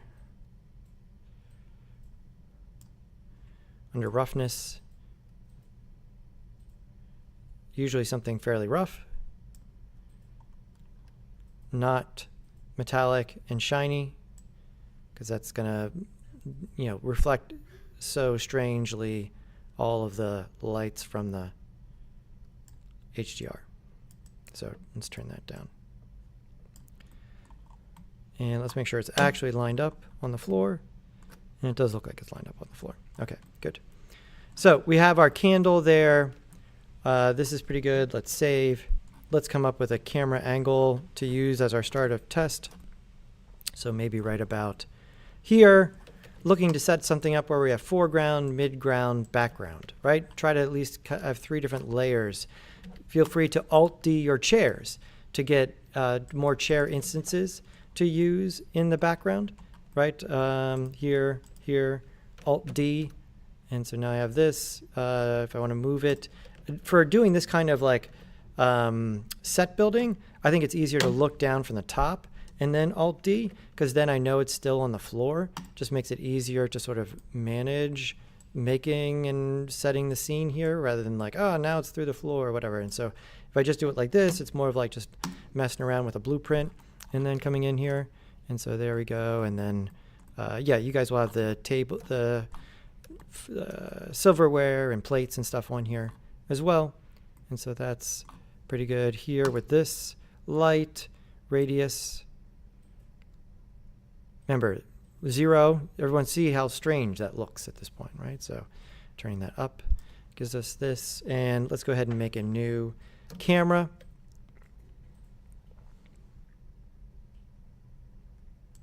And then move the camera to this view, Control-Alt-0. That's pretty good. I'm going to take the camera. I'm going to move the camera out into this collection here. This I just want to be the stuff. And here I'm going to open up the focal length a little bit, like so. Maybe move it over a little bit, just getting some sort of rule of thirds composition-ish in here, and giving myself some foreground, midground, and background, because we're going to bring some depth of field into the shot in order to make this more interesting. Okay. Good. Save. And great. Okay, let's look at the candle real quick. So our actual flame in the candle we can do as a volume. And let's do something really simple here. So having the light, gives us the subsurface scattering and the other business, but we really want to have a actual flame there if we're going to have candles. And so we can do this just sort of manipulating a cube. Let's bring this way down. Let's move it over to the candle. In fact, I'll just make it a child of the candle. There we go. And then Alt G. That doesn't do it. The Blender parenting thing. Okay. So up here, just trying to get this in the right position. It's covering up the light for right now.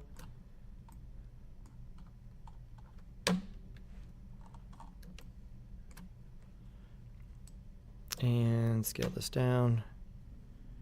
About like that.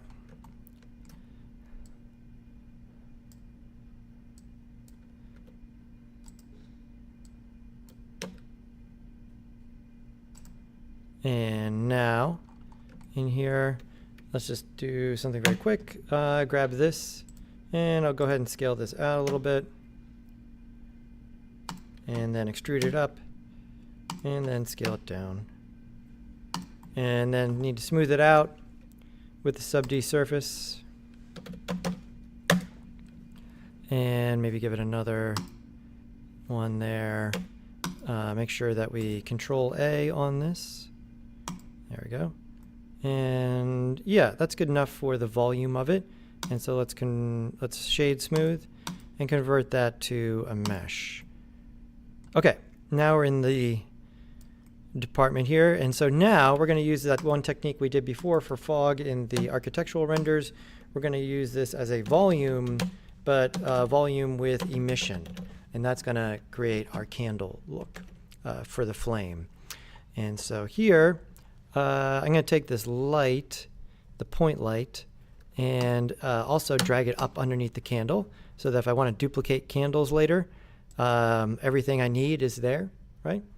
And then here we need to go into the shading and create a new material. And this will be candle flame. There we go. And then here we need to get rid of this and turn in the scattering, volume scatter. No, that one doesn't have emission on it. We want the principled volume. Shift A. Principal volume. There we go. Principal volume goes into the volume.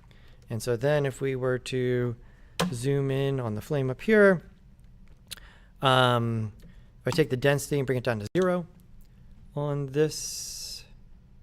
Oh, I didn't plug this into the right thing. There we go. There we go. It's completely invisible, right? If I were to dial up the density, you can see it start to fill in. But it has this soft edge because it's, like a tiny piece of fog, right? Like it's no longer the faces, outer faces are not the rendering, the internal volume of it is. And so, yeah, let's turn that to 1 or there. And then under emission strength, you start turning this up. You see how it starts to light itself up there. And so by dialing in the density and the emission strength, you can kind of come up with something. And the now under the color here, the emission strength ends up being so strong it kind of overrides what's happening there.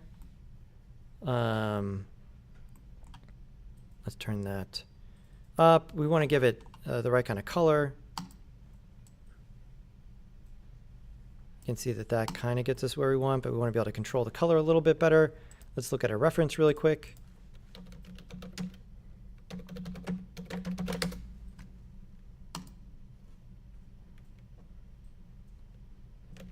Where is this happening? Where are these people setting thousands of candles? Like,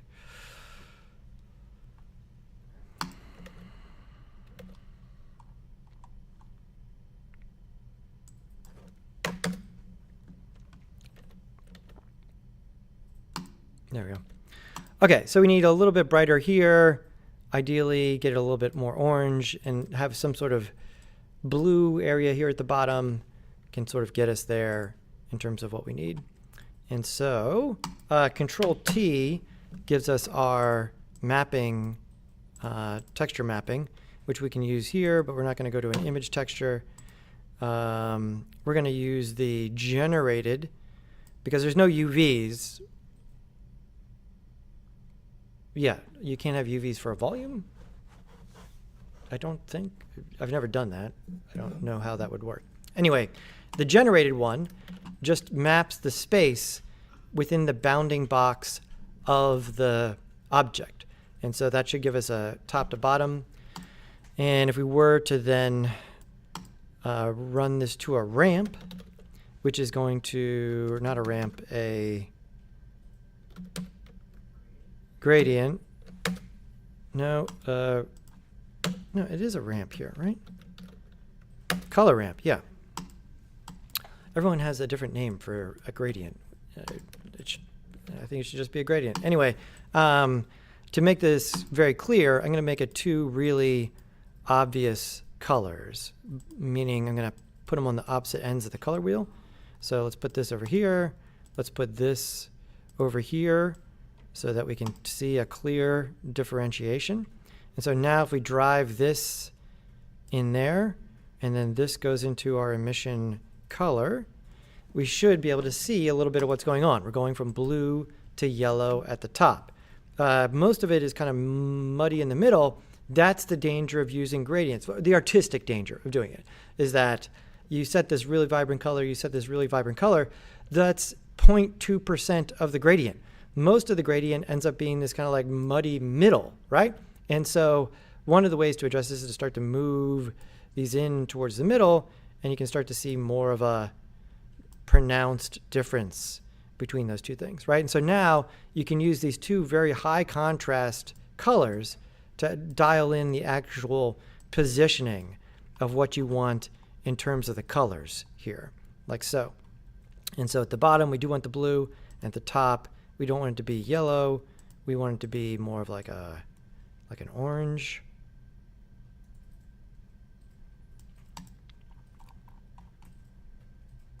And under strength here. Okay, the gradient's a little, as I turn up the emission strength, you can see the gradient's a little strange. Under the generated rotation here, you should be able to see that gradient and how it's working.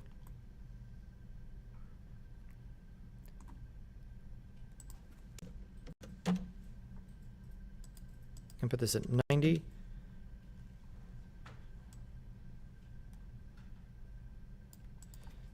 Which one do we actually want here? This one?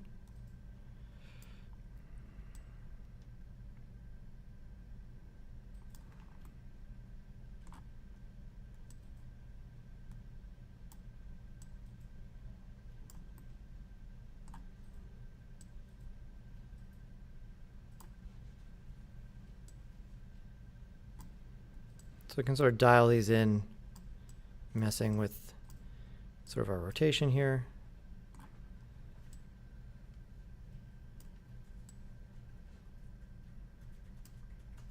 And the gradient values. Okay, that's better. Getting there. The emission strength.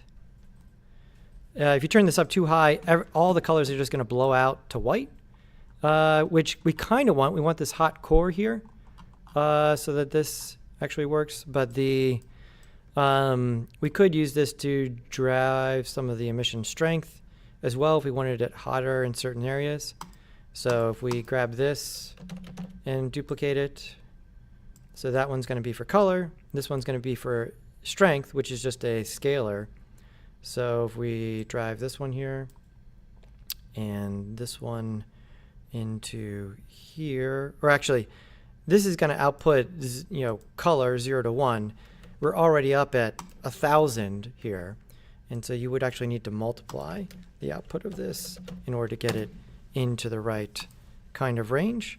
So that would go into here, and our multiply, this is the color mix one. We just want the math one. Math multiply. There we go.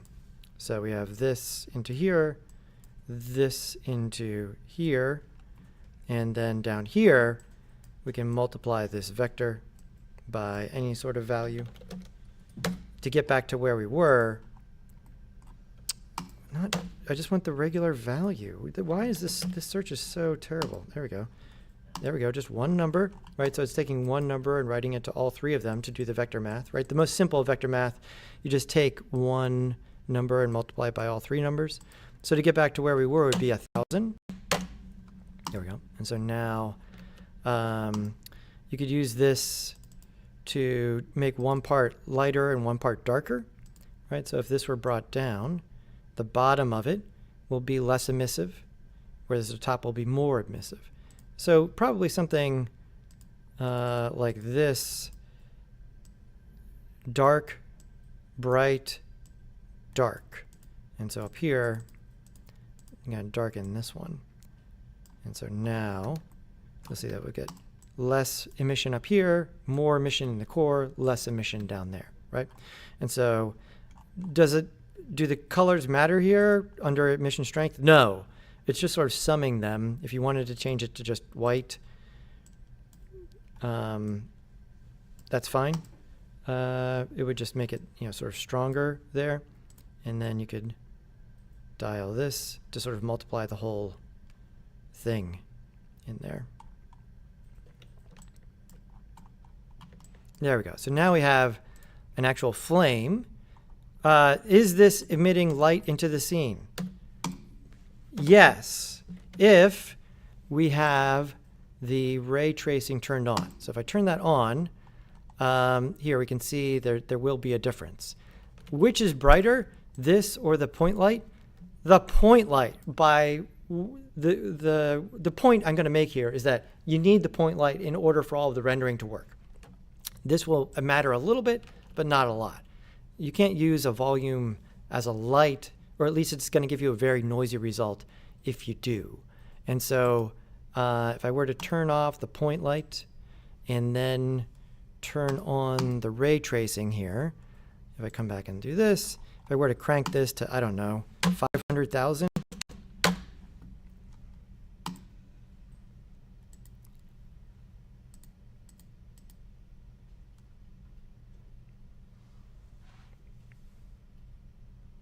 we should be able to see it do something.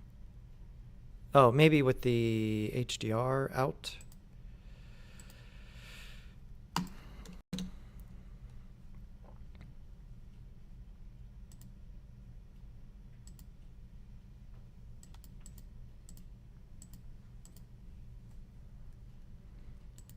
Ray tracing is on. Resolution, thickness. There might be one more box in terms of like, yes, volume's going to emit light. We have it doing emission strength. Oh, there's this? Nope.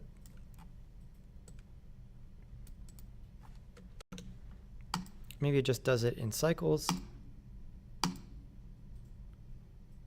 Yeah, it emits some minuscule amount of light in cycles, which we'll get to in a minute. Okay, the point is you need this. You need the actual light and the volume to make it work visually, but put this back to 1000, wherever it was. Turn this back on under world, a little bit there, and then turn the light back on. There we go. And so that gives me what I would want there. Go back and look through the candle. we'll look through the light. Let's move this camera just slightly up here. Whoops, not that. The actual camera. There we go. I like that a little bit better. Good. Okay. So now we've got that there.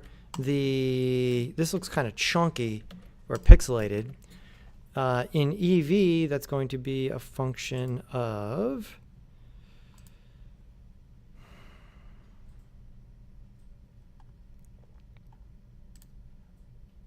our volume resolution here. So if we were to look at this, let's do some render AB. There it is at 1/8.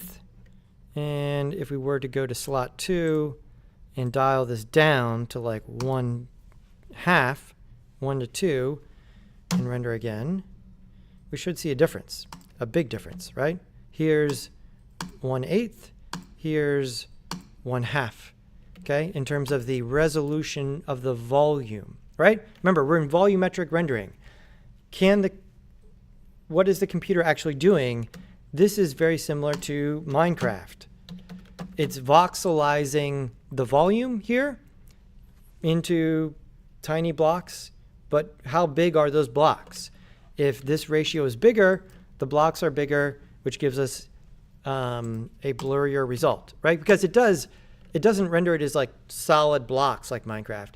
Each block is kind of like a point with which to fade between. And so the points are much further apart here. It gives us this low res result. If we come into, again, I'm in the rendering settings under volumes, resolution, right?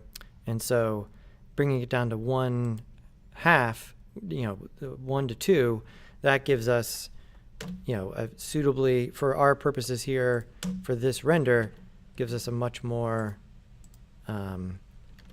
smooth representation of the flame, as opposed to looking real chunky, right? Why is it so chunky by default? So that it's fast, right? Because if you put a huge volume in the scene, right, you could very easily end up with a gabillion voxels and really hose the file there. Okay, good. Now, yeah, there's some other adjustments here, but that by far the top one is the most important there. Okay, good. We're getting something happening there. Let's composite this or get into the compositing world. Let's go ahead and save incremental. Quick question on the volume. I didn't use volumetric on my building, so you're using the shape of the flame as your volume? Yeah. And then there's a checkbox somewhere, global illumination, or not global, volumetric lighting, where is what makes that not render as a shape? It's the fact that you made the material shader a volume and not a typical material. So in the object here, when we replaced the BSDF with the principled volume, that turns it into a volume, where the outside faces are invisible, and then the volume itself is what matters. Okay, so you can take any three-dimensional shape. I think it needs to be manifold, right? Because if it's not manifold, then how do you mathematically define the inside area of it? Then that's what turns it into the volume. So technically we don't have volumetric lighting, okay? This is just a volume that's lighting itself up, right? That's what the emission is doing here. The point light here, we'll do this in a second, we'll make a bigger volume that just gives us that restaurant haze, and then we'll have volumetric lighting actually happening in the scene, but we don't have that right now. Okay. Now I assume that the object has to be closed. Yeah. Okay. Yeah. Boolean. That was a question on the candle. So if you use a Boolean to make the candle flat, is still a closed Boolean makes that a closed volume? It's not just taking the face away from the volume. I mean, in most instances it would, but it's possible the volume, like if it was really messed up, then like you would end up with a hole or something. But yeah, in most cases, yeah. Good. Okay, let's make this picture prettier by thinking about the camera and the settings a little bit. And so we are going to go into a new view, compositing over here. And so I'll come over to compositing, make sure that my camera is set up where I want it. I like this composition for now.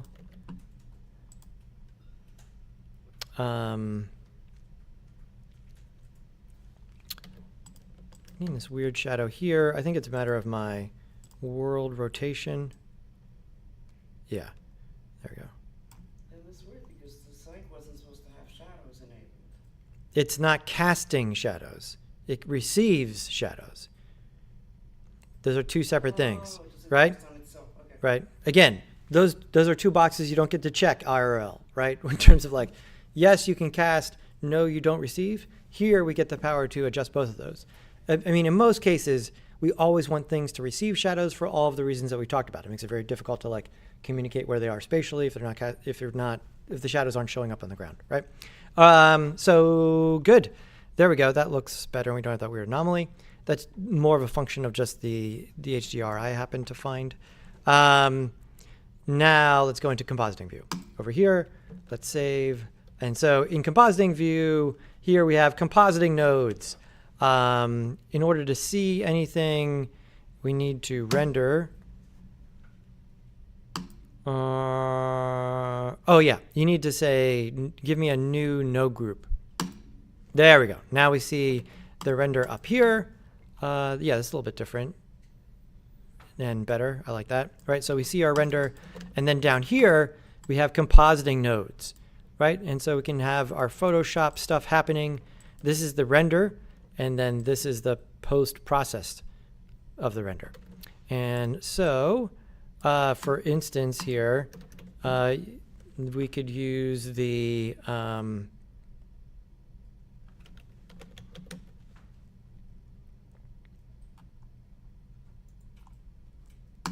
color correction node, right? And so we take the output of this into here, we take this into here, okay? So this is worth noting. This is what we'll actually see. This is what actually gets saved to the pixels. We always want these to be the same, right? We're not doing anything where we need to separate those two things out. So when your main output should be this little juncture thing, so that you don't end up with a situation where you go to render and it looks different than what you were working on, right? There's a handful of workflows where that might be what you would want, but not for us, okay? And so now, for instance, our master contrast, the gamma, our sort of Photoshop adjustment layers here, these are all there. The one main thing we want to do here is make sure that this is running on the GPU, which is in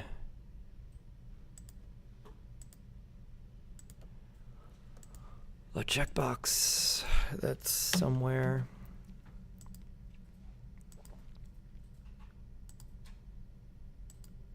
Here we go. Down here, options, performance, device. We're going to change this from CPU to GPU.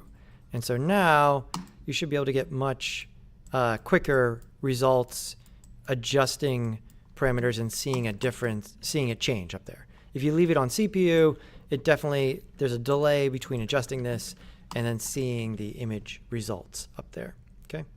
And so let's, is there a reset?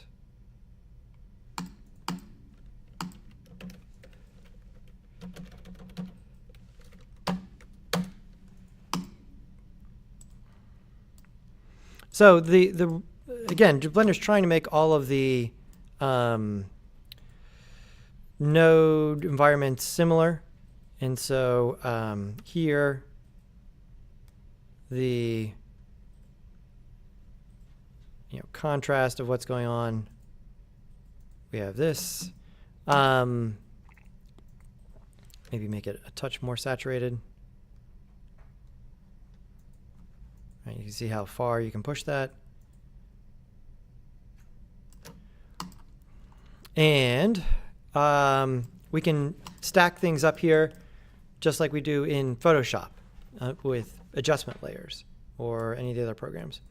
And so, for instance, there's a bunch of useful ones down here. One of them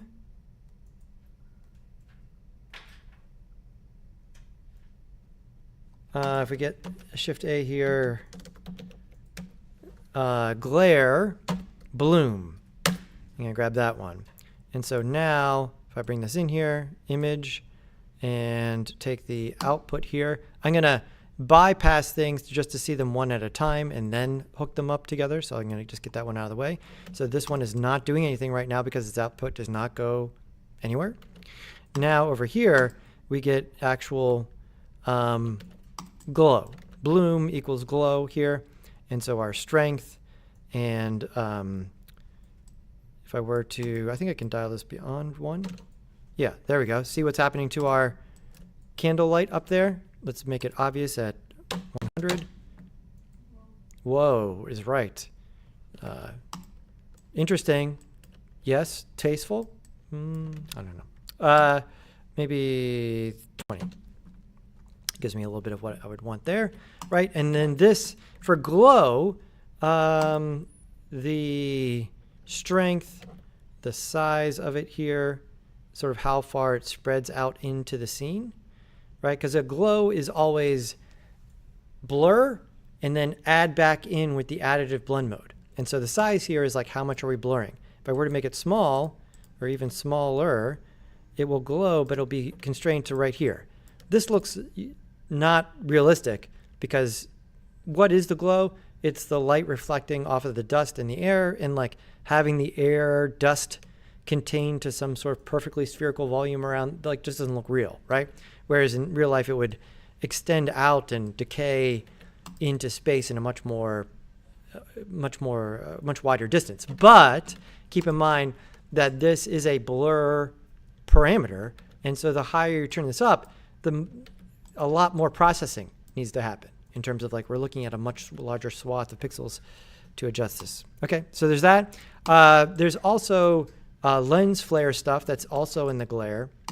If you Shift A and go to glare and look for Shift A glare streaks, and then I put this one after it, right? It starts to give me, like the crosshair glare, which no, right?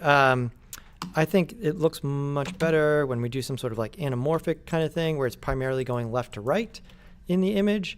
And you can, turn up the strength of that perhaps. What if that's at like 5, right? But then let's just say 1. And then what's the iterations here? What does that look like? A 4. There we go. And then, fade that down. So it's more of like a subtle effect on there.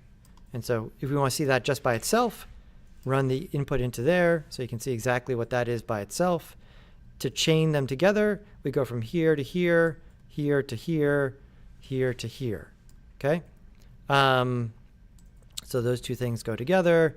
Then we could use a little bit of chromatic aberration. And so that's these down here are just some quick access typically used things. And so the chromatic aberration is going to give us a little bit of that color separation, especially at the edges of the image. And so again, I'll isolate this here to here. And if we look at this now, we'll see here on the edge, we get this color fringing, a separation of the R, G, and B. And this is another thing where artistically, the CG is too perfect. Okay, and so we're taking our computer graphics output, which is like totally precise, but the real world is not precise. Lenses have chromatic aberration because of the restrictions or the restrictions of building optics are such that it's impossible to get the light to travel across all wavelengths equally across the entire lens. And so you get this color fringing, particularly towards the edge. And so the amount of that here is in this factor. Too much of it clearly looks weird, but a little bit really takes a computer generated image and starts to give it something that looks much more like a real world camera, right? The order here matters just like in Photoshop. And so you would be a slightly different result if we did the chromatic aberration into here, into here, into here, right? And so the order for those things would matter. And then if we wanted to do some color correction at the very end, having the color correction note at the end makes sense so that you can, you know, make some small adjustments. And so now that goes to here, to here. And so now I can make some different decisions in terms of the saturation, and maybe the contrast. That's too much. These very touchy sliders, doesn't seem to be a great usable amount of space in them. I'm using shift here.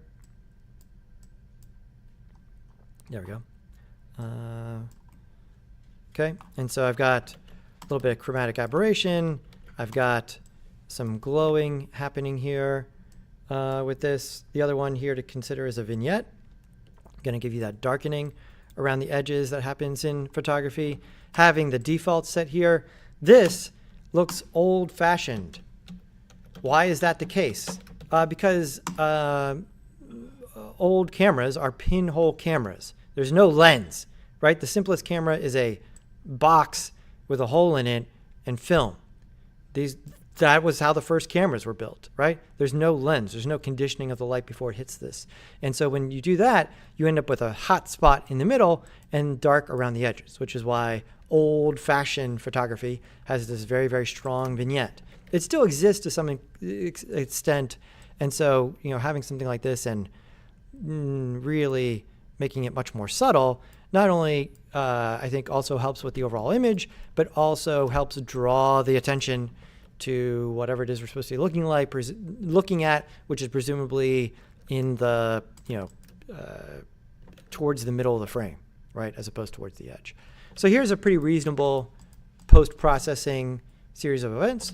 Could you do this by just rendering, taking your imaging and taking your image and opening it in Photoshop, and then doing all this here? Yeah, totally could. If you want to do that, that's fine. Blender, they're building more and more of this stuff into the program. You can do it right here. You know, and in this case, all of this stuff is running on the GPU, which is, as far as I know, not the case in Photoshop out of the box. You know, Photoshop, a much older situation in terms of the program. Anyway, so we've done this. Let's get some depth of field in here. That's not going to be a post-process. We need to set that on the camera. And so let's come back over here to the layout. If we come back over here and look around, you're like, none of the post-processing shows up here. You can opt into seeing it by looking up here under the rendered view, and you can choose to see the compositing either just through the camera, right? So if I click this, now if I press 0, it comes in here and shows me the image plus all of the compositing stuff. If I come in here and press always, now as I rotate around, the entire view will have the post-processing applied. Okay, so that's cool, but slow, right? Especially if your compositing chain is much, much bigger, then this could really slow things down. So, you know, is it fun to have the sweet looking post-processing on while you're working here? Yeah, but, you know, to a point, right? If it's going to really slow things down, I usually have it set to camera so that I can work quickly. And then when I need to look and check in, I get an idea of what the actual image looks like. Now, depth of field. The camera itself, I need to come down to, you need to go to render and make that possible. So down here under depth of field, we're going to opt into that. Nope, we're not going to opt in. It's already there. In the camera, we need to opt in right here. And so now if we say depth of field, the parts of the image will get blurrier, and now we need to control what's blurry and what's not. And so The quick version of this is that the focus distance is going to be able to control what is in focus. How far are we from the camera? The good news is that we can just use the dropper here to pick the thing in the scene that we want to be in focus. And so here, I'm going to say focus on the candle. And so if I click on that, boom. Now it sets the focus distance to exactly the distance the candle is from the camera. So very handy. Dropper is in the. It's right here. Then under f-stop, this is going to be how blurry are the blurry parts of the image. And lower f-stop equals more blur. Higher number, less blur. This is inverted because the f-stop number is actually a ratio of the focal length to the aperture size. Okay? So, but this is the shorthand you need to memorize in order to control this. And so if I dial this down, the blurry parts of the image, right? Look at the foreground here and the background over there. Those parts will get blurrier until it gets crazy blurry. If I turn it up, at some point, it won't look like there's any depth of field because the whole image will be in focus, in which case there's no reason to use the f-stop. And so, because we modeled to scale, the default number here, which I think is like 2.5, should look reasonable, right? You'll see that this is blurry, that's kind of soft, but then if I focus on this thing in the middle, that's pretty clear, okay? If we had not modeled to scale and you know about photography, you may have to put like a really strange number in here. But we did model to scale, so those of you who have taken photography class, and f2, f2.1, f2.5, those are reasonable numbers, real world numbers for f-stops. The number here to how blurry. And so that's pretty good.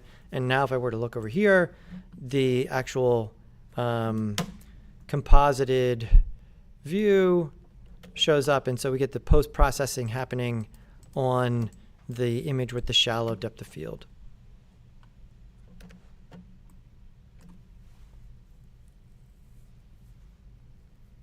When you choose compositing in the menu of your viewport, should you automatically see your scene? I don't see any scene. No, there won't be anything that shows up until you press F12. Oh. Right? You have to render, and it's grabbing the render pixels and putting it up there. Okay, Yeah. Yeah, good. Thank you for pointing that out. Yeah, you got to hit F12 so that it shows something up here. Yeah. And so now, if we were to come back here and look at this, right, I got all of these candles together here with all of this. If I grab the top of it, or the whole thing like this, and I were to, can I Alt-D this whole thing? Yeah.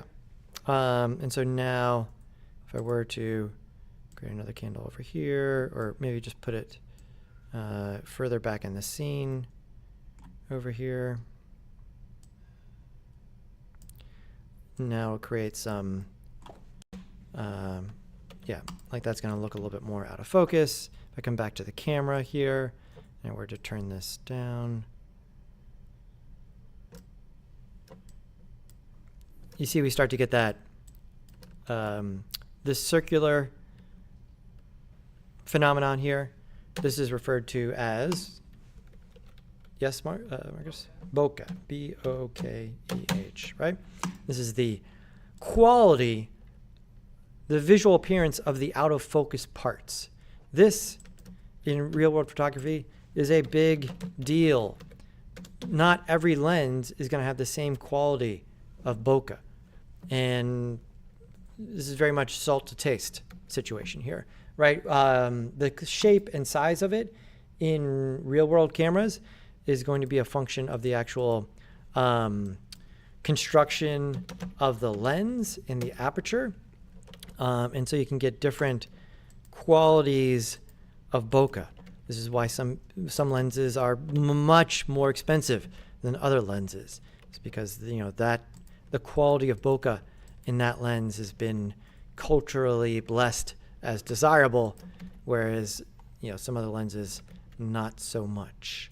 So yeah, there's a lot to say there, but let's make this one up like that.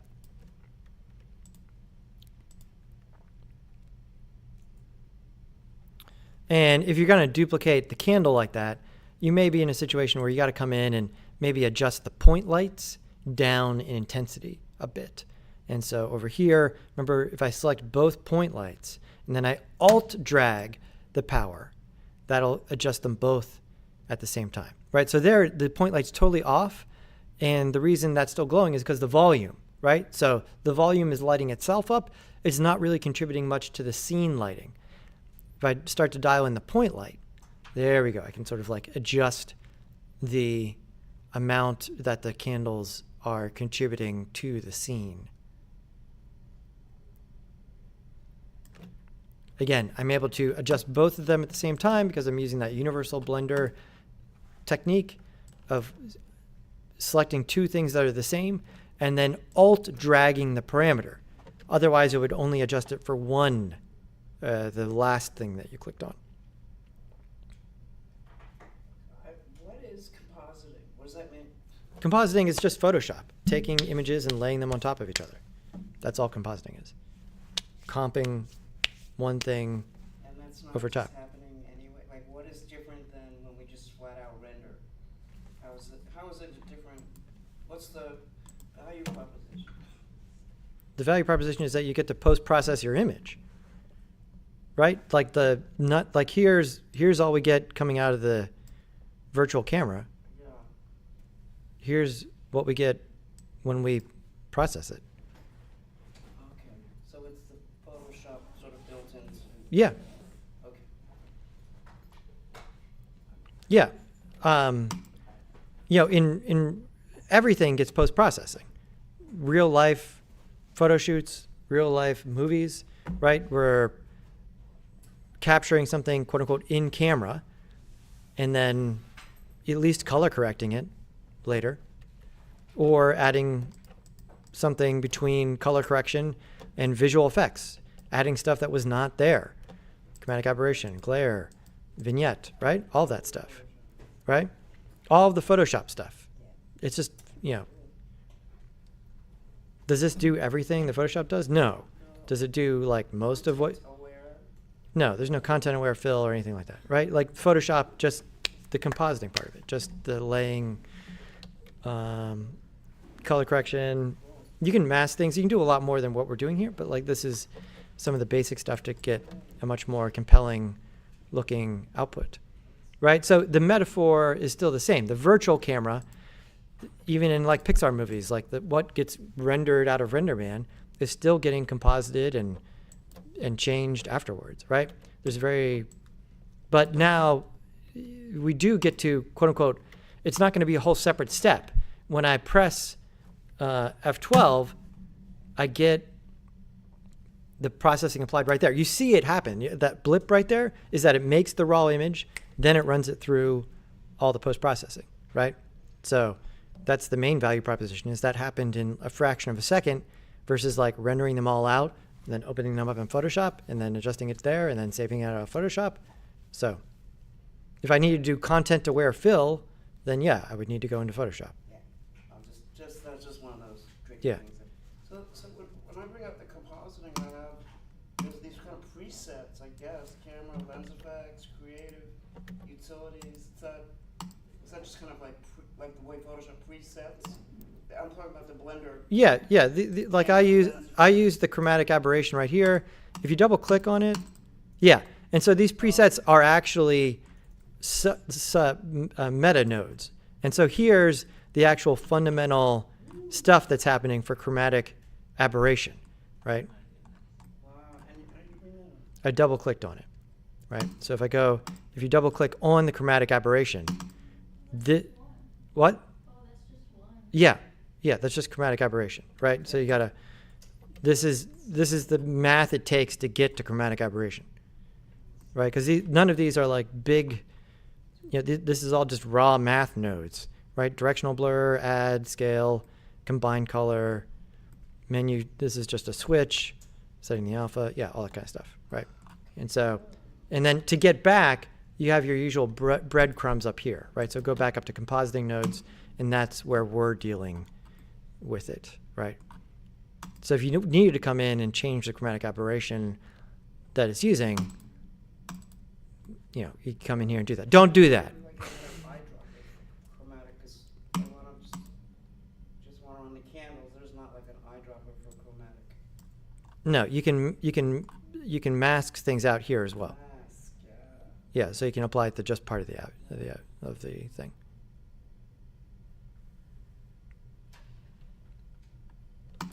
Okay.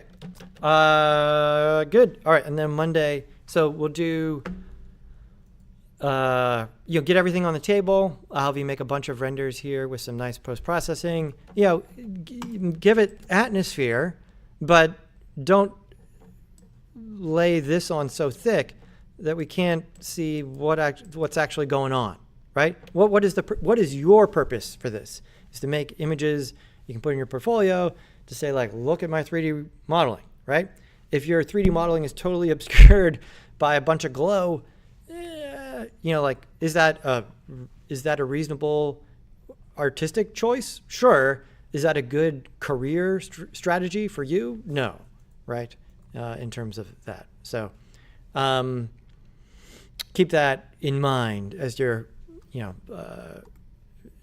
becoming enamored with the post-processing effects that are in the compositing window. Right, you can, definitely, everyone would agree. There's a big difference between this image and this image, right? This helps take us, get something that's much more compelling coming out of the pipeline.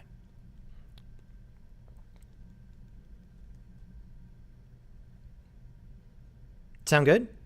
And then the other value proposition here is that this does it to every frame in the animation, right? So, to do that in Photoshop, you need to either load the movie, which you can do there, or load the image sequence and then batch process the image sequence. Both of those possible, but it's not just a couple clicks, right? There's a lot of finagling there. So this applies it all right there. Okay, great. Sounds good.